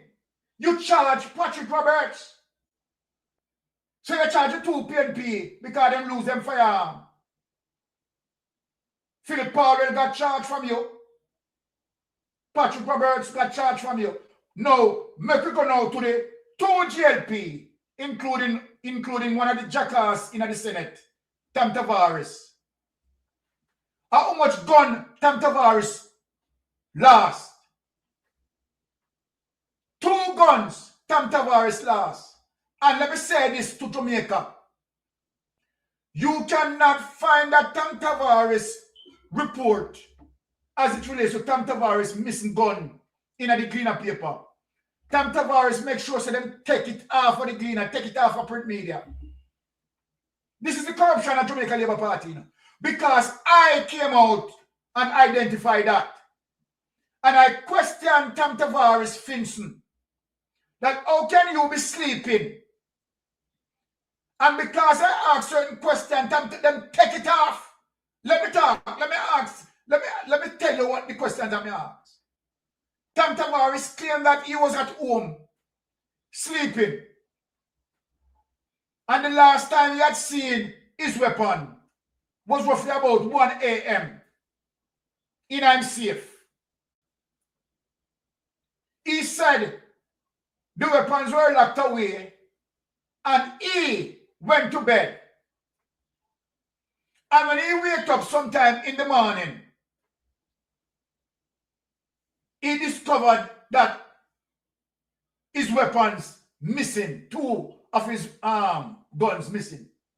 So I asked the question. The question I asked Tam Tavares, how many persons know the code for your safety chest to keep the weapon? How many persons know the code? How many persons are aware of the code? Because if you lock those guns in the code and they are not broke and the safety deposit box did not breach, how the guns came out? So may I ask you, Tom Tavares, right? How many persons you have given the code? Okay, let me put it this way. If you are sleeping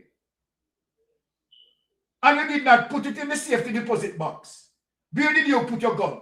Because you said you had seen it, the last time you had seen the gun was 1 a.m. in the morning. So let me ask you a question. Where did you put the weapons? Where did you put the weapons? Because you can't leave it careless in your bedroom that all and sundry, right, can just come in and take it away. It's worse if you have more than one person accessing your rooms. Now, you know what Paula Llewellyn said? Paula Llewellyn accept that and didn't charge you Tom Tavares Finson. So let me ask you a question now. Which one of the case is more dangerous as it relates to Philip Palwell? Who someone dash a big stone, you understand, in the man windscreen. You understand? And take with the man gun from out time car. Then Tom Tavares, who claims him there in house. And before day, he want to claim that gunman or gunmen, right, came in and just take one gun. And Paula Llewellyn don't charge you. Then the question when I ask you, Paula Llewellyn, why did you charge Palwell and did not charge Tom Tavares?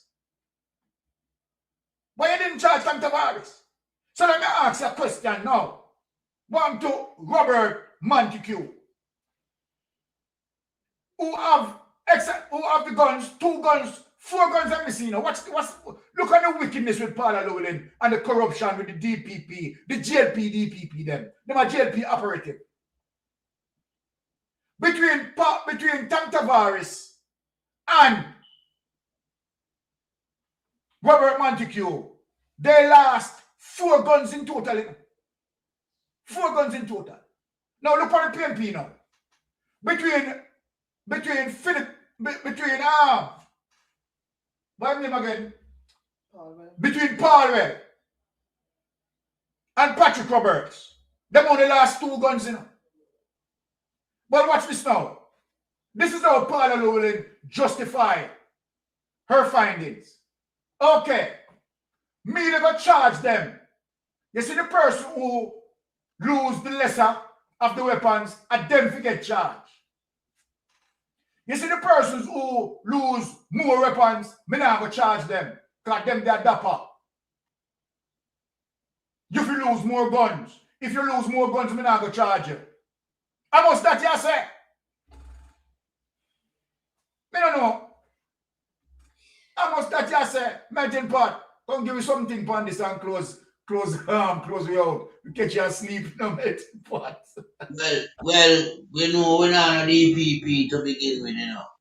Yeah. One where we have in a Jamaica a fraud DPP.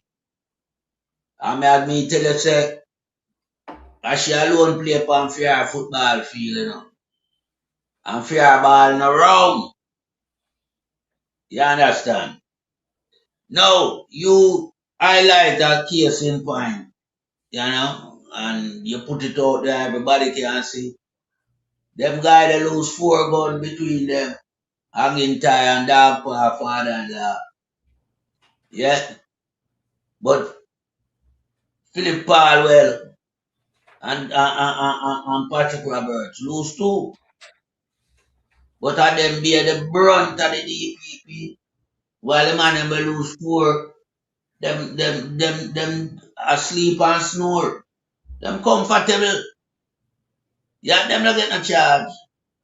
That alone should have woken up Jamaica people, them eye and them mind towards the government and the DPP working in tandem when not supposed to happen. She work for the government because we don't know she get a whole heap of kickback. Remember, she get all extension, you know, beyond extension, you know. Yeah, as a DPP. Yeah, a DPP where conspire to, you know, defraud the country. Yeah, and to aid and abet people with them criminality. That's why when she go overseas, she was made to look ordinary. Because she wasn't a real person that have substance. Basically, she just did it to collect taxpayers' money because she farmer, where they call now, a barrier shield for handle all this and them conglomerate them, you know. Yeah, she protect them. You understand? And that's why, boy, I don't know. If me ever have nothing, she me all her out of retirement, you know. And fling her in her court, you know. Charge her and send her to prison. We know the type of activity and the role that she played for the Labour Party. Yeah, we know that. And we know, say, you know, she now leave a legacy because she left Claudette Thompson. Claudette Thompson had the very identical thing when she had do. Claudette Thompson, a mutter and stutter, now got through with nothing because even Royal Reid case, you know, that not supposed to have started. Yeah. Which part we know it reach, it's supposed to go in high court. Well, on a melting pot, Greek Jamaica said, if you lock your firearm in your safe and it get stolen, you won't be charged. If you lock your firearm in your car and it is stolen, you will be charged. So let me ask Greek a question. If someone went into, the safe, and the safe was not breached, how did he get into the safe? But your house not broke. You know, you report the house has not been broken into. The house has not been broken into, right? How the guns, how the person get to the safe to remove the guns? Yeah, who have the combination? Because it's either you have to access the safe either by combination or hard key. Right. So then, is Tam Tavares sharing his hard key with someone else? I don't know. Or Tam Tavares shared the code with someone else. You have to look on that Greek, right? Listen what I said. All right. But in the case of Agintai gone down and friend place, you know. Not their film property. Yes. You couldn't tell me that in Agintai. You couldn't tell me, say, your two gun them down at the man's place, your friend place. But remember, you know, the gun don't license to store at that address. Your gun license to store at your address, Agintai. So everything what them do was just, you know, so outlarded in terms of the corruption and the lies. And it was plain and obvious right there and then what type of DPP Paula Llewellyn is. Yeah. Them two man they be charged to, man. If you have a charge, Philip Palwell and Patrick Roberts, you have a charge Agintai and Dog Pa father-in-law. You have a charge Agan the dog. Yeah. Why is it a joke, man. What a joke. You have a charge Agan the dog. So true, them are animals, you know, charge them a charge it to you, man. I must that she try to show we say, you know, we not really charge dumb animal, you know. Like Agan dog, we charge them. Yeah, but on a politician, me have a charge, you know. What? We can't turn it on me. Then I charge Agan Yes, dog. not Agan dog. You understand? We can't turn it on away, people. You understand? But we know Paula Llewellyn style. She green. No, her true colors. Very green. You understand? But remember, you know, when you're a public servant, yeah, You have to put away your party affiliation, you know. I leave that arena altogether because what will happen, you're going to fall into disrepute. You understand? And that's so she did. That's why I said me have anything all her out of retirement because she commit too much offense, too much breach. And she show her true colors. You understand? And we are saying, no, your office have to be an independent office, you know, the DPP. You know. You can merge your office into Andrew Holness' office.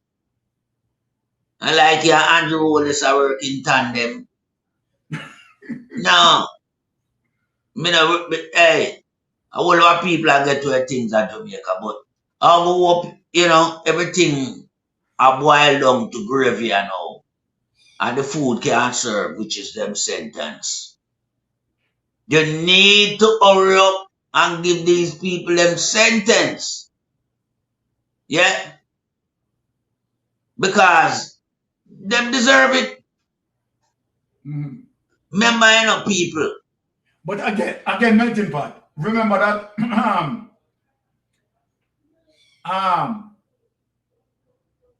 Tom Tavares' house, right? Well protected by cameras, you know. So how could anyone, you understand, go into his house and the camera the cameras weren't working conveniently? No, but Byron, we have to remember, you know. We have to remember, you know. Remember, the judge them not ask for those type of, you know, supporting evidence, you know. They don't ask for it, apparently. Because I know that, and you rightly said, the man the place well protected with surveillance camera. Exactly. Yeah, so me want to see how broken in your place between the hours when you said you was awake and was asleep and boop bop bop. Yeah, me don't know if I'm son-in-law, the dog pa. I don't know if I'm son-in-law, you know. But me still would have to attribute the blame to him because your son-in-law would have know your combination or where your key there. And the more I know her, you look like dog pa father-in-law practice where Andrew tell the people them say them can't sleep with them door and window open. And I want just walk in. But hold on, let me say something there as it relates to what Greek Jam said. Greek Jam is 100% correct, right? Because in terms of the manual, the fire manual, right? The fire manual states specifically, right, as it relates to, right, you being the protector of your firearm, right? So if your firearm, whether you have it in a safe and the firearm missing, you have to give an account, right? You have to. If you have it in a vehicle and it missing, you have to give an account, right? You have to give an account. And it is more serious, right, as it relates to you having it in your home, right? Because more questions are going to ask. The questions that are going to ask, the more questions that are going to ask is that, number one, how many persons you have given the code to? If I am investigating and you lose your firearm, right, and you said you put your firearm in your safety box and you lock it away, and then the gun's missing, and there is no sign of tampering, right? So obviously, it either accessed by key or accessed by code, right? Who you give the code to? Who you give the code to? But remember, we know of a similar circumstance, you know. Exactly. Yeah, where investigation for go on a place, you know. Called crime scene. Yeah? Yes. But the camera now show nobody a breaking. Patrick Bailey. Yes. You could have looked from now. You could have looked from now till you start build back a next arc. You would have never seen nobody go into that property. But even though Patrick Bailey cannot be charged, you understand? Exactly. Under DPP, Patrick Bailey cannot be charged, you know. Cannot be charged. And again, under Claudia Thompson, Patrick Bailey cannot be charged. Yeah. Cannot be But interrogated. who you point the finger upon? Who you point the finger upon? All right. But, you know, say, we have to go running a car. The greater demon scholars it relates to food. So. All right. But, yeah, me could just tell the people, you see, when you have a country, you have to point the finger upon the leader, the leadership. Yes. Yeah, and that's where every problem lies. So, Paul Lewin can't do nothing unless Andrew ratify it. But people who don't know, another Tuesday night edition of the Mystic Sensation Live, you know, very informative and incised program. All right. Yeah, I'm going for topic discussion and, you know, I hope you all enjoy the program. You understand? Come back me, you know, the dissatisfactory taste and it relate to the topic, them not nice, but we have to dissect them same way. All right. So we don't know. Next week, new episode. Yes. Stay tuned. Thursday with the back on it, melting pot. Well, yeah, but Mystic Sensation Tuesday night, you know, that carried one segment. All right. Blessings, my brother. All right, cool. Yes, Connie, let me just hand over to you to take us out. Blessings. Okay, guys, thank you so much, and safe travel on the gravel, and have a wonderful and blessed rest of the week. Walk good. 10 years, you say. 10 long years, and look how Jamaica stay.